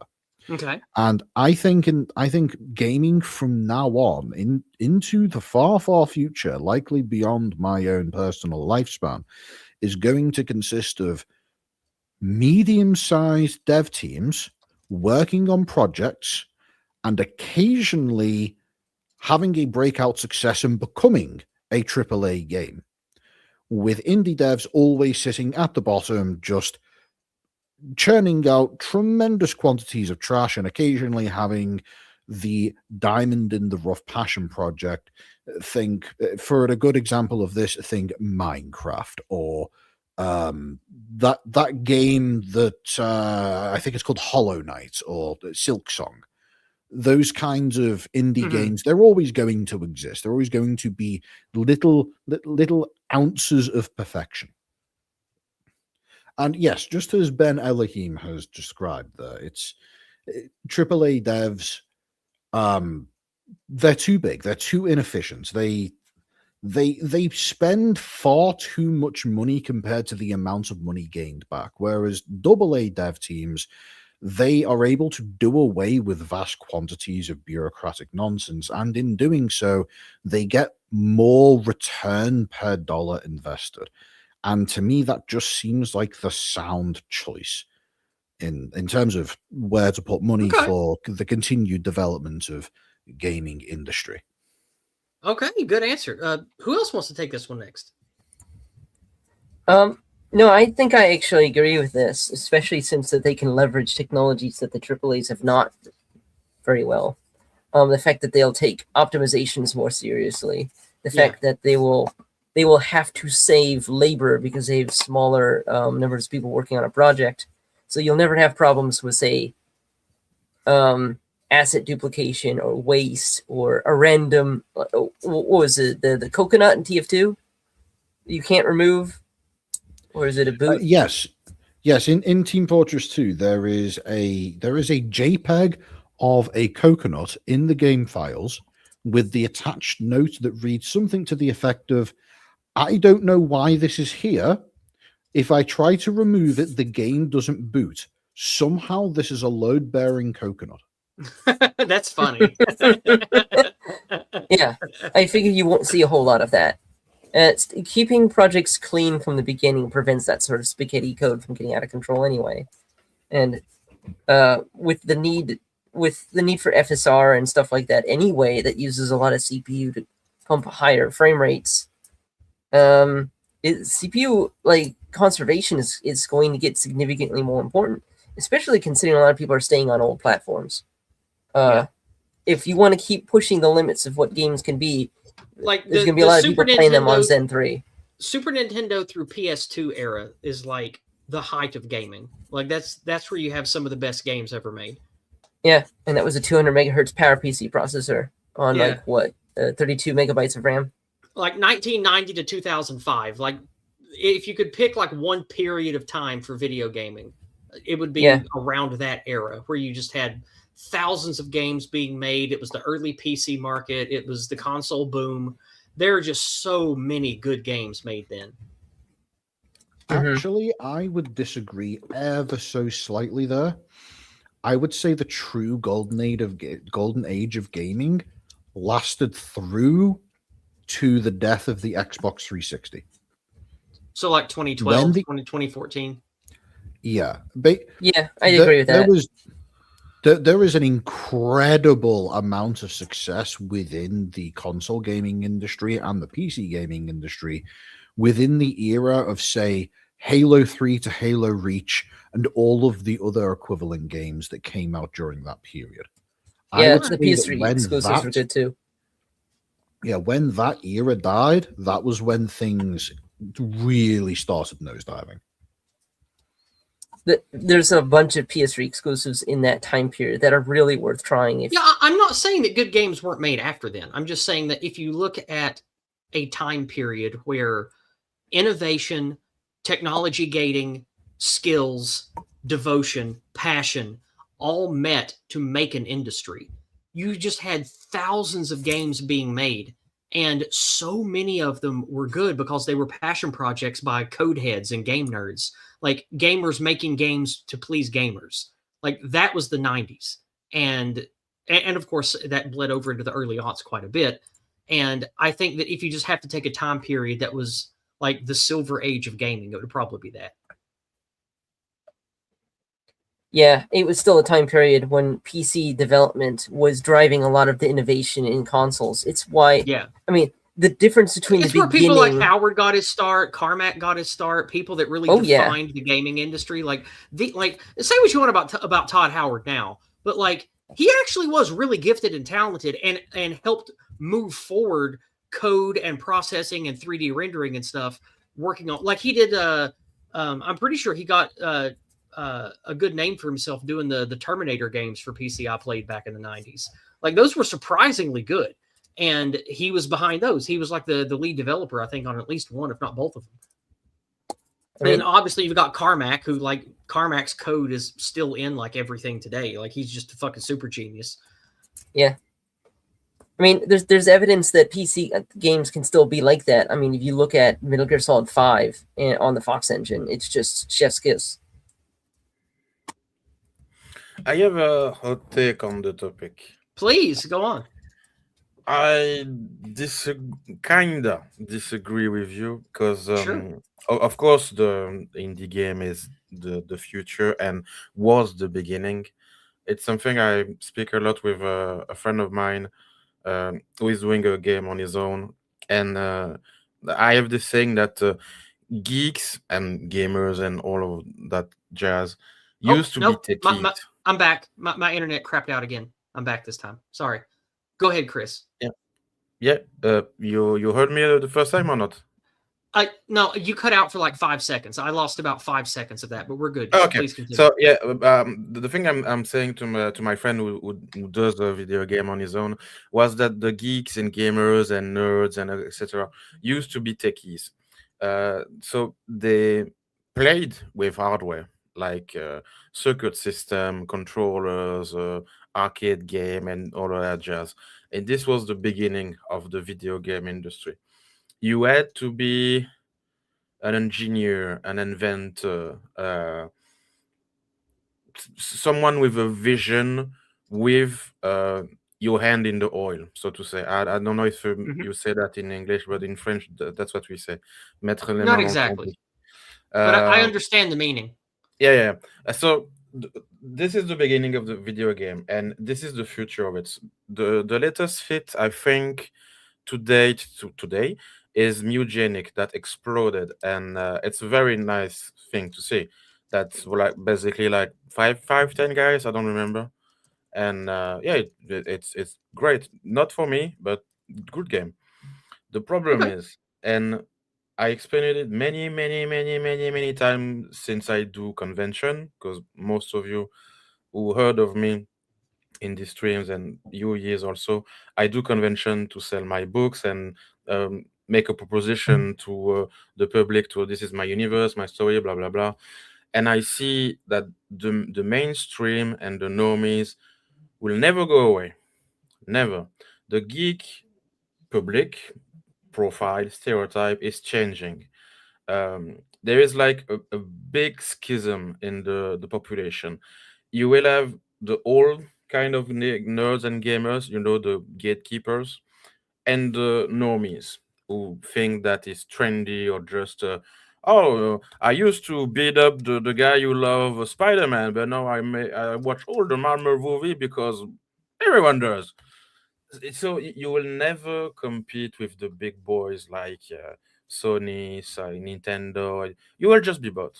You'll just be bought. That's what happened to Notch, basically. At some point, you crack, and this is just too much for a one guy or small team. So, yeah, we basically like have two worlds in this community of fandom, and this is something I'm pretty adamant with, but I'm also willing to listen to counter arguments. I think you will never have not a FIFA game. You will never have not a Call of Duty game. You will never have not a new Mario game. You will never have new skin on League of Legends, on Fortnite, and all the new fun stuff that will be done with a passionate team, a passionate guy, a passionate girl, whatever the fuck, passionate chair. You want to hear something funny, Christopher? Yeah. That was exactly my prepared answer. Yeah. We live in the ashes of a once true civilization, and we live in the era of endless slop for the slop feeders. Yeah. I don't think that any of us present, no matter how young you are, will ever live to see the day that AAA slop is not ever present and market dominating. Yeah. I have a very small anecdote, and I give the mic to you. Yes. So in convention I did this weekend, it's called Made in Asia. Almost 100K people for 3 days. So it's not the huge standard you have in the US, like the Comic Con San Diego. But for us in Europe, it's like the 100K. That's big, though. That's a big event. But in Europe, it's like top 10, top 15. So it's pretty considerable. And the main thing of this event this weekend was the live action One Piece. And if you read One Piece, you know what the symbol of Luffy and the straw hat and blah blah blah is. It's basically freedom. The more free you are, the more powerful you are, and this is the message of the story. It's a very wholesome, almost candid, naive message. And you will have boxes and boxes and trucks of the straw hat that was sold to people endlessly. And I was like, so this is how geekdom dies. Give the back to you. Oh, no problem. I didn't have anything else to add. This was a good conversation, good discussion. I do want to take the time to let everybody know that the sister stream to this one on Monday evenings now is the Old Glory Club's American Spirits. And tonight they are talking about something that is very important to understanding how the American machine works, and that is central banking. And Newsfist, if you're listening, I'm sure that you will appreciate this stream. So I am sharing that link in the chat. Let me type this out. Old Glory Club, American Spirits. All right, there we go. I already got it. Yes. I mean, I was typing it in the chat. I had it too. Oh, sorry. That's okay. I'll be going over there after our stream to have a listen, and you should too. American Spirits is good times. I think you guys would enjoy it if you don't listen already. So that being the case, we have one dragon left, or we can skip it. If you, Christopher, I know it's really late for you, and Ginger, it's getting late for you too. Do you want to skip the last dragon and just do treasure trove and get out of here, or do you want to do the last dragon and be here for a while longer? I go with the flow personally. I have to. I'd have to find out what the topic is before I can make a decision there. Same, honestly. Okay, well, we'll have a look at it then. The last one is touchstones. And you won't be able to guess what it is from the title. But it is a cultural thing. It's not political. Right. It's political adjacent. Go. I'd say let's go through the trappings of actually looking at what you prepared. Sure. And then we'll decide whether or not we want to engage with it afterwards. Okay, here we go then. This is an article written by, the guy Politicrat that comes on here sometimes? Yeah. His name is Jacob Schwartz. He doesn't hide who he is. Jacob is an American of German and English heritage. He's a heritage American. And he is connected to people in Virginia and Maryland, and he likes to write about American cultural things. And he actually has an article in Reason magazine, and he wanted me to use it for a dragon. And this is a pretty good article. DC's statue of a Confederate general isn't what critics think it is. Brigadier General Albert Pike is honored for his civic and philanthropic legacy, not his role as part of the Confederacy during the war between the states. The National Park Service reinstalled the Washington, D.C.'s only statue of a Confederate soldier on October 25th as part of the Trump admin's effort to restore pre-existing monuments in the Capitol. The depiction of Brigadier General Albert Pike was toppled by protesters in the summer of 2020, with many treating it as just another symbol of Confederate nostalgia. But that's actually not what it is. Pike's bronze likeness was donated by a Southern Historical Society or Heritage League. Was not donated by a Southern Historical Society or Heritage League, nor funded by a Jim Crow era government. It was privately commissioned by the Scottish Rite of Freemasonry of Washington, D.C. as part of a fundraising effort that began in the 1890s, years before the wave of Confederate monument construction. The statue honors Pike not for his connection to the Confederacy of the war, but his post-war work in the Reformation era. As a legal scholar, philanthropist, and advocate for the rights of indigenous tribes. This is emphasized by depicting him in civilian garb holding a book rather than wearing military uniform dress of the Confederate Army. Pike represented Native American nations in their claims against the federal government. He made various legal contributions in his home state of Arkansas, publishing a book called the Arkansas Form Book, which helped standardize the state's legal codes. He also advocated for expanding access to quality education for those on the frontier and in poor areas such as the post-war South. The reaction to the reinstatement of Pike's statue ignores the roles that Pike played in American history and falsely lumps this specific monument in with other monuments. The context surrounding Pike's statue is different from efforts in parts of the South to re-erect Confederate war memorials and to rename schools. It's an effort to restore the monument in alignment with its original purpose. In doing so, the National Park Service isn't celebrating Pike, it's complying with legal obligations to maintain, upkeep, and protect monuments located on federal land. Public memory often shoehorns complex historical figures into two categories, virtuous heroes or irredeemable villains. This impulse depends on rejecting historical context in favor of theatrical certainty. Pike's life cannot easily be placed into either box. That's true. And so now we go to the blue dragon, which is this gorgeous drake here. Nice. The blue with us tonight is new to our show and is thankful a friend of his recommended he visit. He is part of a typical blue clan in the Empire and enjoys learning about the culture and technologies of advanced human societies like ours. Cultural touchstones are important for ethnic cohesion and identity. So his question tonight is this. Do you think the rapid technological shift in society has changed the relevance of cultural touchstones like statues, buildings, and great works of art? Will future touchstones be digital or experiential only?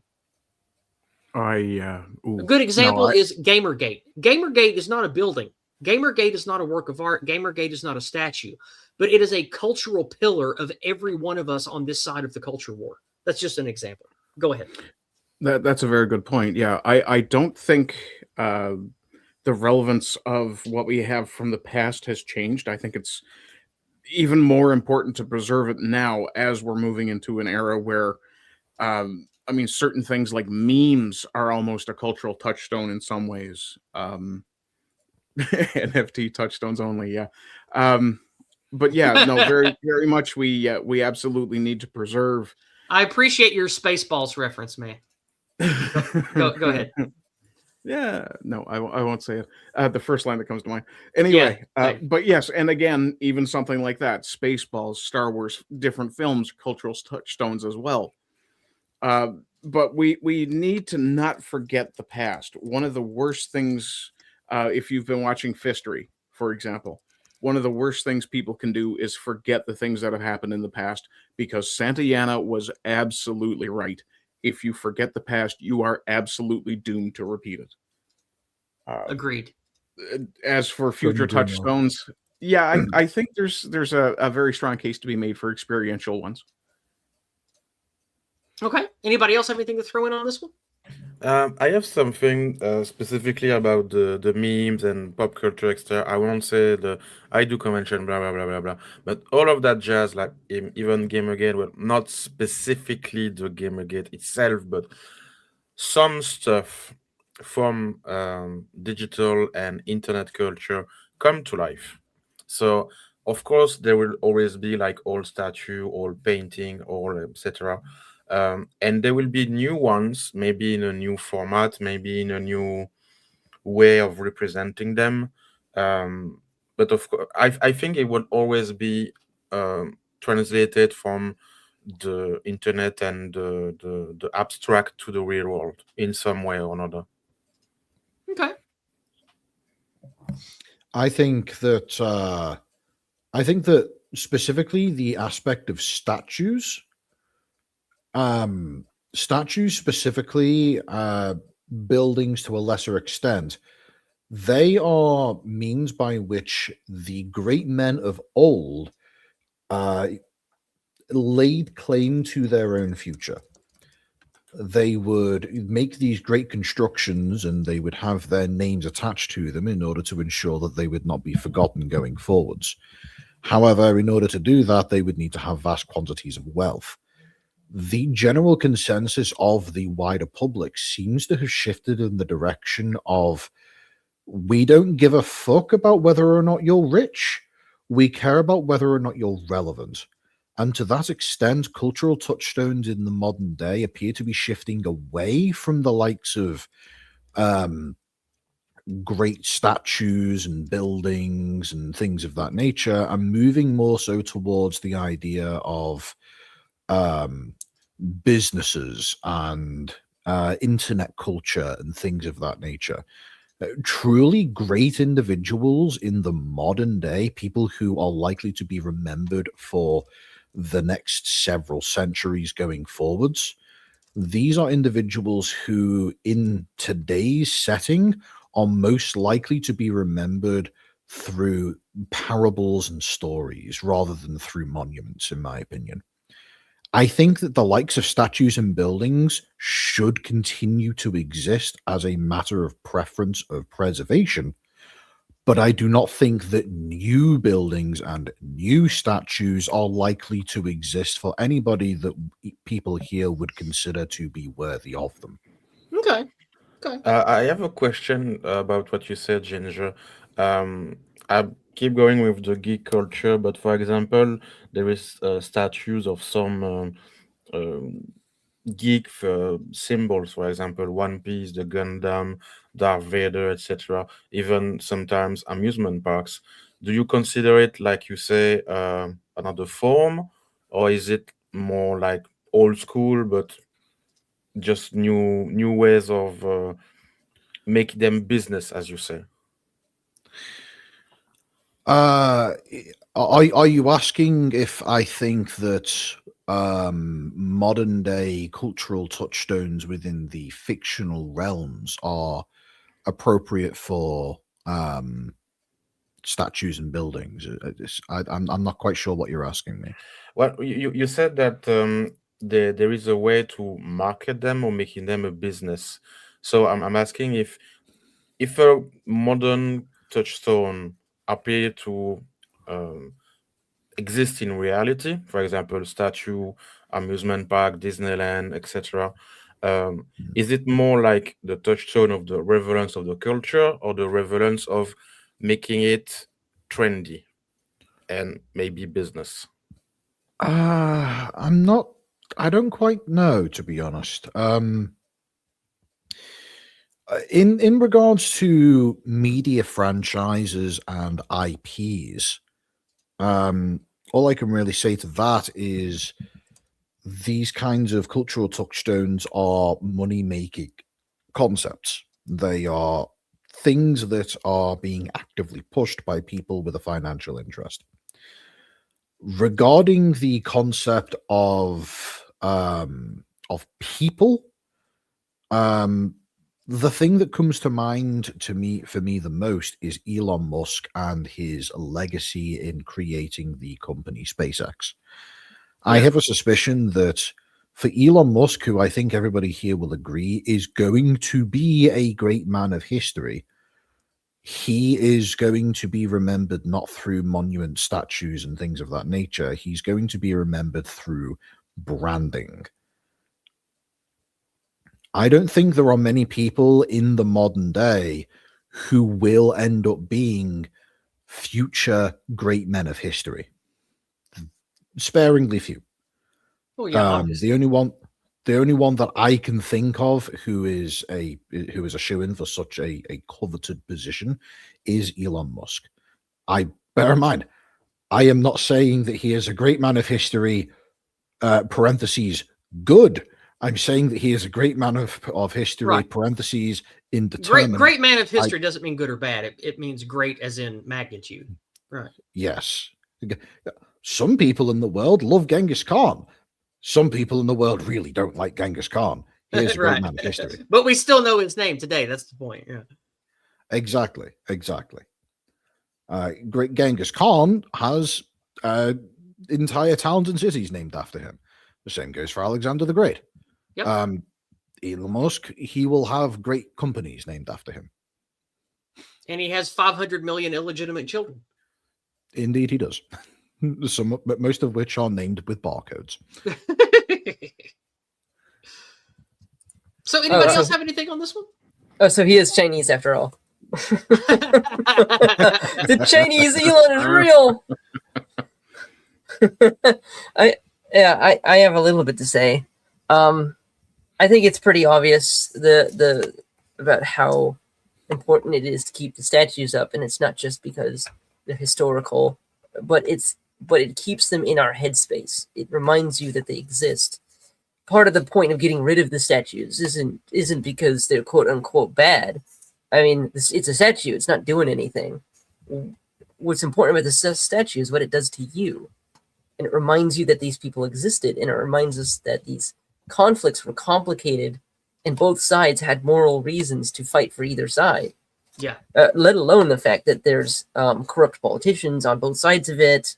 and evil people, and it was the start of the march through the institutions. But see, I'm already rattling off a lot of stuff that topics would be started, a discussion would be started on those things because the statues are there. They want these discussions to go away. They want you to not think about these things. They want you to assume everything was always like this. Yeah, I think that the removal of the statues isn't because racism is wrong. It's because the people behind this want our culture erased. They want us disconnected from our history and our ethnic fabric. Yeah, it being in books isn't good enough because, well, the only time that people go out of that a lot of people go out of their way to study anything about the real world is in school, and then they drop it as soon as they can. There's a serious problem with anti-intellectualism in our society. And, well, maybe recently the change in culture of the philosophical jock shoving the woke nerd in the locker is certainly a thing now. It's still sort of an underground thing that isn't backed up by media. Until I see commercials with chuds talking about how you can own the libs jokingly by buying a Brando, then we're not it. You know, we're not in control. So it is very, very important that mainstream culture be embedded with at least neutral depictions of what history really was. It doesn't have to be exaggerated. It doesn't have to be in your face. It just has to be there.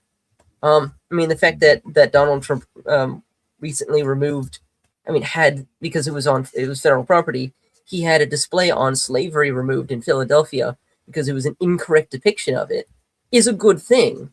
He's cleaned up lies. He's cleaned up misinformation, and he's cleaned up basically an ideological view of the past. It's important, and it's hard. If you confront someone with this, they agree, no matter how left wing they are. Yep. Unless they're an actual true believer, they genuinely believe that that's the right position to have. Which is why it makes me very upset seeing, say, statues of Thomas Jefferson being removed from the Capitol building or from our various capitals in our states, or and leftist agitators. There just being no consequences when they destroy federal property. Yeah, it's how people in Europe and Britain feel when you have these fucking stop oil idiots destroying paintings and shit. Like, it's just disgusting. Yes. And the cortisol levels. Yeah, Maya's right. The cortisol levels are very important. Being constantly stressed is a good way to age quickly because that's how you deplete your copper. You need that to make hair. It's part of the plan. That's part of that, to make you stressed out so that only the people who can't be bothered about anything are the only people that are happy. And then those are the people who get all the business opportunities. They're in all the positions. They're in all the institutions. You end up with basically paused out boomers running everything that don't give a shit. Like, you have a teacher, someone who's supposed to be teaching you about history, and they don't know history. They don't care. Can't be bothered. They only know the anti-white programming they got in university. It's more important to yell and scream about your assertion than it is to actually be right. Yep. It's a sad state. It's a sad state of affairs. But hopefully we'll fix that. We'll see. Anything else on this, or shall we move on and go to treasure and wrap things up and get out of here? What do you guys want? I want to move on. I'm good with moving on. All right. Then let's go ahead and drop this banner. And good news, gentlemen. It's treasure time. Now, to celebrate treasure time tonight, we actually have something from my guest, Christopher Evrard. Christopher, you have something white pilling to share with us because you recently had a successful booth event and people who cosplayed for your characters in fictional settings for the books that you write. Would you like me to share some pictures, and would you like to talk about your recent successes? Sure. Just to note, it wasn't necessarily a financial success, but it was an emotional success. So still a win, but sure. I would like some more buckaroos. Let me see if I can pull this up from Discord. It might work. We'll see if this works. Yeah, it looks like that'll work. Let's bring that up here. There we go. There's the first one. Go ahead and talk. Yeah, so this is a friend of mine who first was a reader of mine, and he liked the book so much that he asked me if he could retake the cosplay of the character, which was done with another person, but botched the thing and took more money that she should have, but no, it's another story.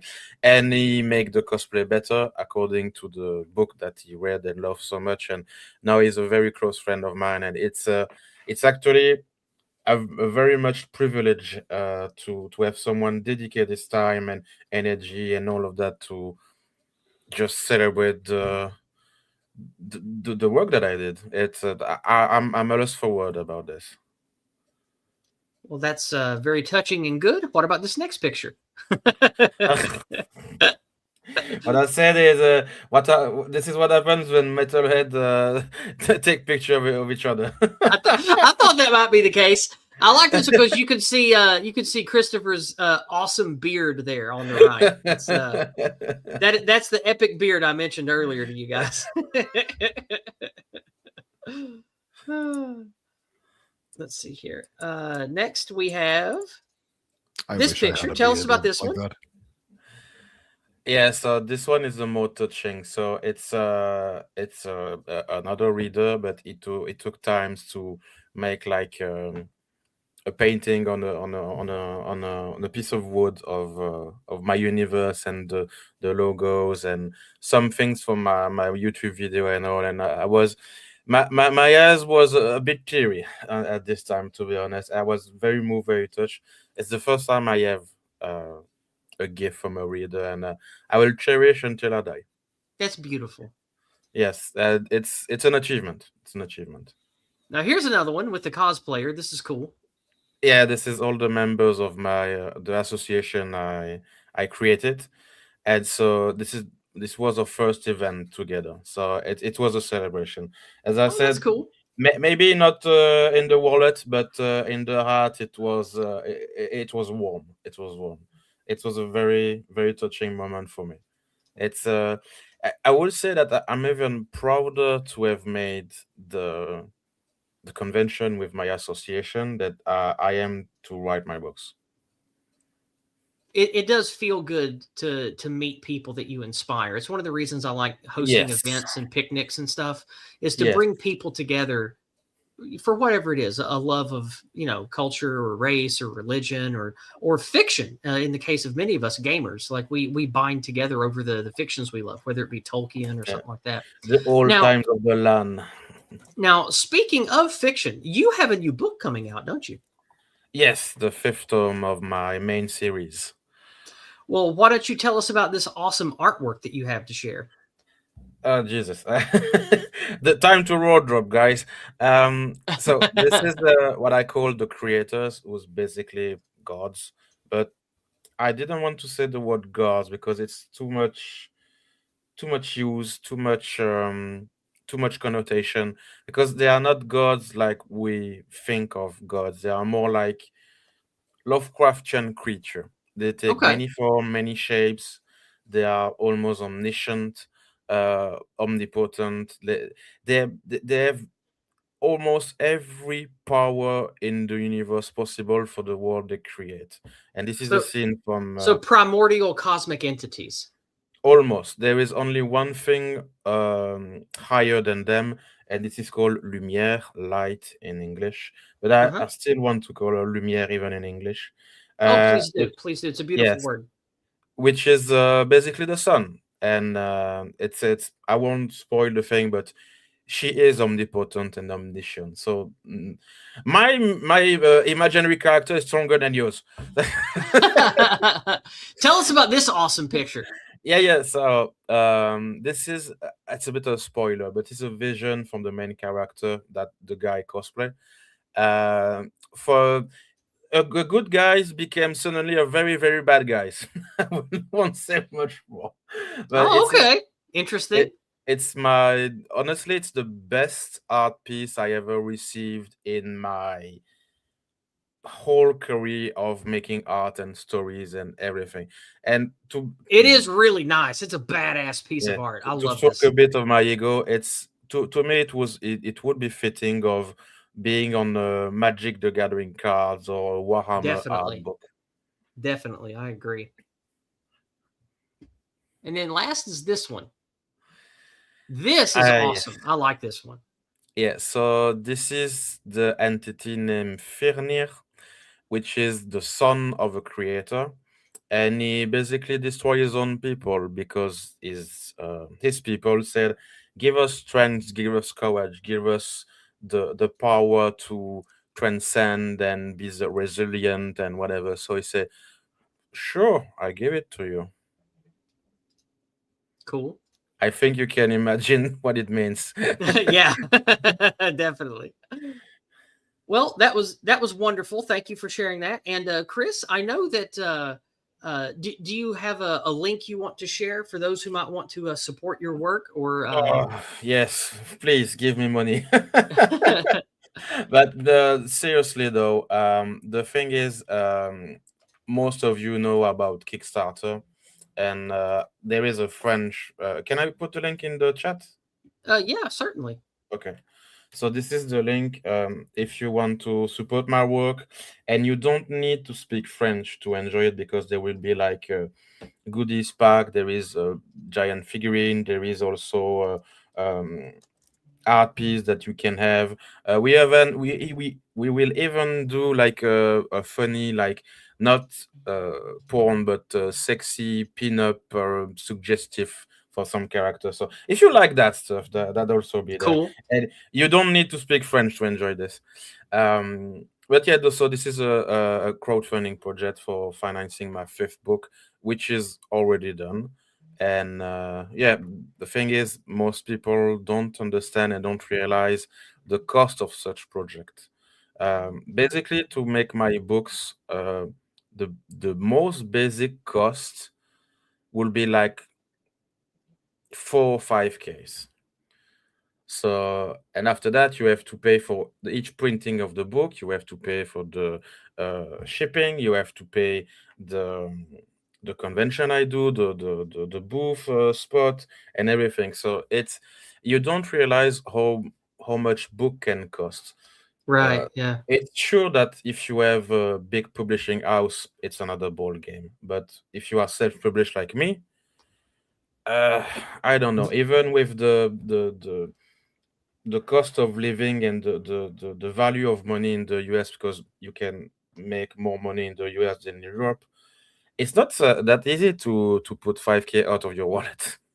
Yeah, especially when you're not selling hundreds of thousands of copies. Like it's different if you are a successful independent writer and have a big nest egg of money that you can rely on.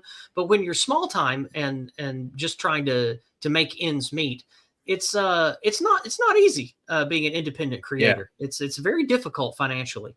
Yeah, and I'm sure that all of you in the chat know at least some people who maybe know some people that is an artist and blah blah blah. I don't say anything new, but to put some numbers on it, sometimes it helps to have a better idea of the reality of it. And to put another number, I started my career in 2018, sorry. So it's almost 10 years now, and I think I maybe sold 1,000 books, maybe. So haven't hit it big yet. No, definitely not. Well, hey, hopefully you will one day, man. I pray for you. Yeah, and I help promote you the best I can. Yeah, and that's why I spoke about the indies in the video games. Indies are the future, but you will never get rid of the big names.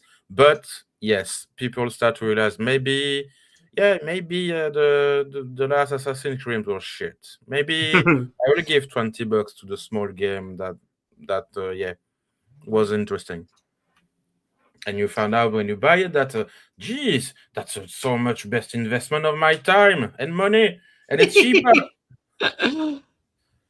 So yeah. Well, Chris, I wish you the best, and of course you'll be back on stream, and we can promote again the next time you're here. But for those of you who can read or speak French, I highly recommend his books. From the translated portion that I read of one, it was very good. And Chris here is a good guy who has interesting ideas to bring to bear. So support him if you can. With that being said, let's look at some memes and get out of here because we've ran a bit late. And I would very much like to have a few chuckles with you guys before we get out of here. So let's go ahead and go to memes. Absolutely. Starting with, oops, I have to toggle the thing. Give me a second. Starting with this. I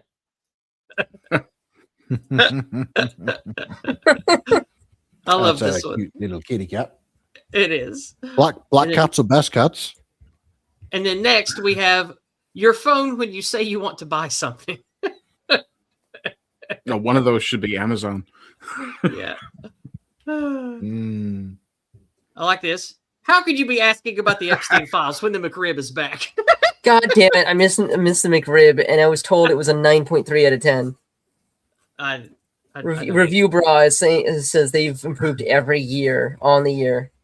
I mean, I don't really eat McSlop anymore, so I can't tell you. But apparently, they brought the Szechuan sauce back again too. Here's an absolute travesty for you. The McRib doesn't exist in the UK. Ooh, oh, man. We got to invade the UK, topple the government, and still McRibs. Here's a fun Norm McDonald. I'll pour one out for Norm. Transgenders across the country breathe a sigh of relief as the latest mass shooter turned out to be just a good old-fashioned Muslim terrorist. It's might sound harsh, but I want everyone in this story to die. Yeah, I think everyone in this story should die. All right. It's up to you to break generational trauma. Oh, You're going to Iraq. You're going to Iraq. Oh, boy. We're not putting boots on the ground. If we do, I'm going to be very upset.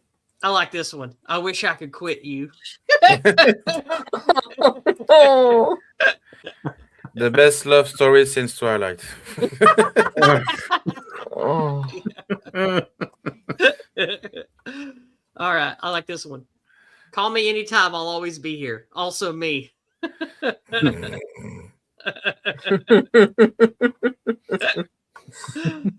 then, of course, we have... We will fight the Zionists and Americans together, right? Oh! Oh! We'll see. The face on this one, it just kills me. I love it. And then, of course, you have this gem. You guys have probably seen this one. This was doing the rounds everywhere. Yeah. And then we have this one, this gem here. Does anyone know if he was suicidal? Suicide is haram. I like this one. Need your help with Iran. France won't join your attack. No, I need you to show Iran how to surrender.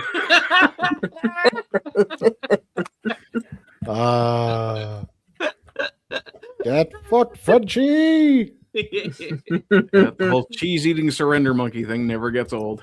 Yeah. Now, this was actually pretty good. This was a real tweet back in 2012 from Donald Trump. And look how you can just replace a few words. Oof. This is pretty sharp. I really liked this when I found this today. His numbers are fine. We'll see. Oh, you listen to this one polls, huh? Just a reminder that Ted Kaczynski is a Dragon Ball character through Legacy of Goku 2. In the game, he says, I moved out here because society is too reliant on capsule technology. I remember that. Remember that? Yeah. Oh, my God. And then he says, oh, you blew up the generator? I like your style. This just amused me, so I threw it in today. We also have this here. Remember who you're fighting for. Good old Moloch. And last but not least, this is going to piss a lot of people off, but you know how I like to end the memes. Boom! Deserved. I'll take it. Don't piss me off. I'm down. I am here for it. I love how the Fucking license plate muzzies. still says ice on the back of the car. Yeah. Yeah. Get deported. All right. Maybe you can go play the video games with Assad. Yeah. Oh wait, no, you're dead. Fuck you. Well, guys, we've come to the end of the stream. It was a fun one. Let's see. Yes, I did, Big O's. I saw that. I did see that. I'll go ahead and put that comment up on chat. There's a news video, an Israeli news video showing one of the American planes being shot down, I think by mistake over Qatar or whatever, or Kuwait or some shit. And the Israeli reporter says, it's just an American. Thank God it wasn't an Israeli. That's how little these motherfuckers appreciate us. Yeah, it's time to put the judo in judo Christian. It's like judo chop. These fucking cockroaches, these ungrateful parasites. If we really did save them from total extinction and genocide less than 100 years ago, you'd think they'd have a little fucking gratitude, wouldn't you? That just goes to show you what these people's caliber actually is as a group. As always, hashtag not all. I'm sure there are some good ones who are on our side of things. I do have some related news, by the way, regarding the whole Iran and Israel thing. Apparently, thank you, Linda. There has been a direct missile strike on the Israeli security cabinet building, with multiple top Israeli generals having been slain. There are unconfirmed reports that Benjamin Netanyahu himself is alive, which is truly tragic. They're unconfirmed, right? No, he was on TV. Yes, so there is still hope. There is hope. He was on TV within an hour of that report. He was in the same place. He was just off camera. Oh. So he got on camera and started speaking. He's alive. Why do you always have to ruin my life? Why does Netanyahu have to ruin our lives? Because you live in Britain. Gay. Well, guys, we came to the end of the stream. I hope you all had a wonderful time listening. Thank you to my panelists for being here. Everybody, share Christopher's work, share his name, pray for him to succeed. I think he's a great guy and a good friend, and I hope that he has not just financial but cultural success in his artwork. And keep heart. Remember that we live in hard, trying times, but our people have lived through plagues, wars, famines. We have lived through dark times before. Keep heart, live the best life you can, and do all that you can to contribute to your ethnic fabric where you live. Do that in any way that you can to the best that you can, and that's how you can contribute to us having a better future. I love you guys. Remember that I have to live next to France. All right, guys. I kind of live next to France too, so. Unfortunately, yes. Yes. On both sides. Guys, we will see you next week for more Discordant Dragons. Have a great week. God bless. Good night. Good night, all.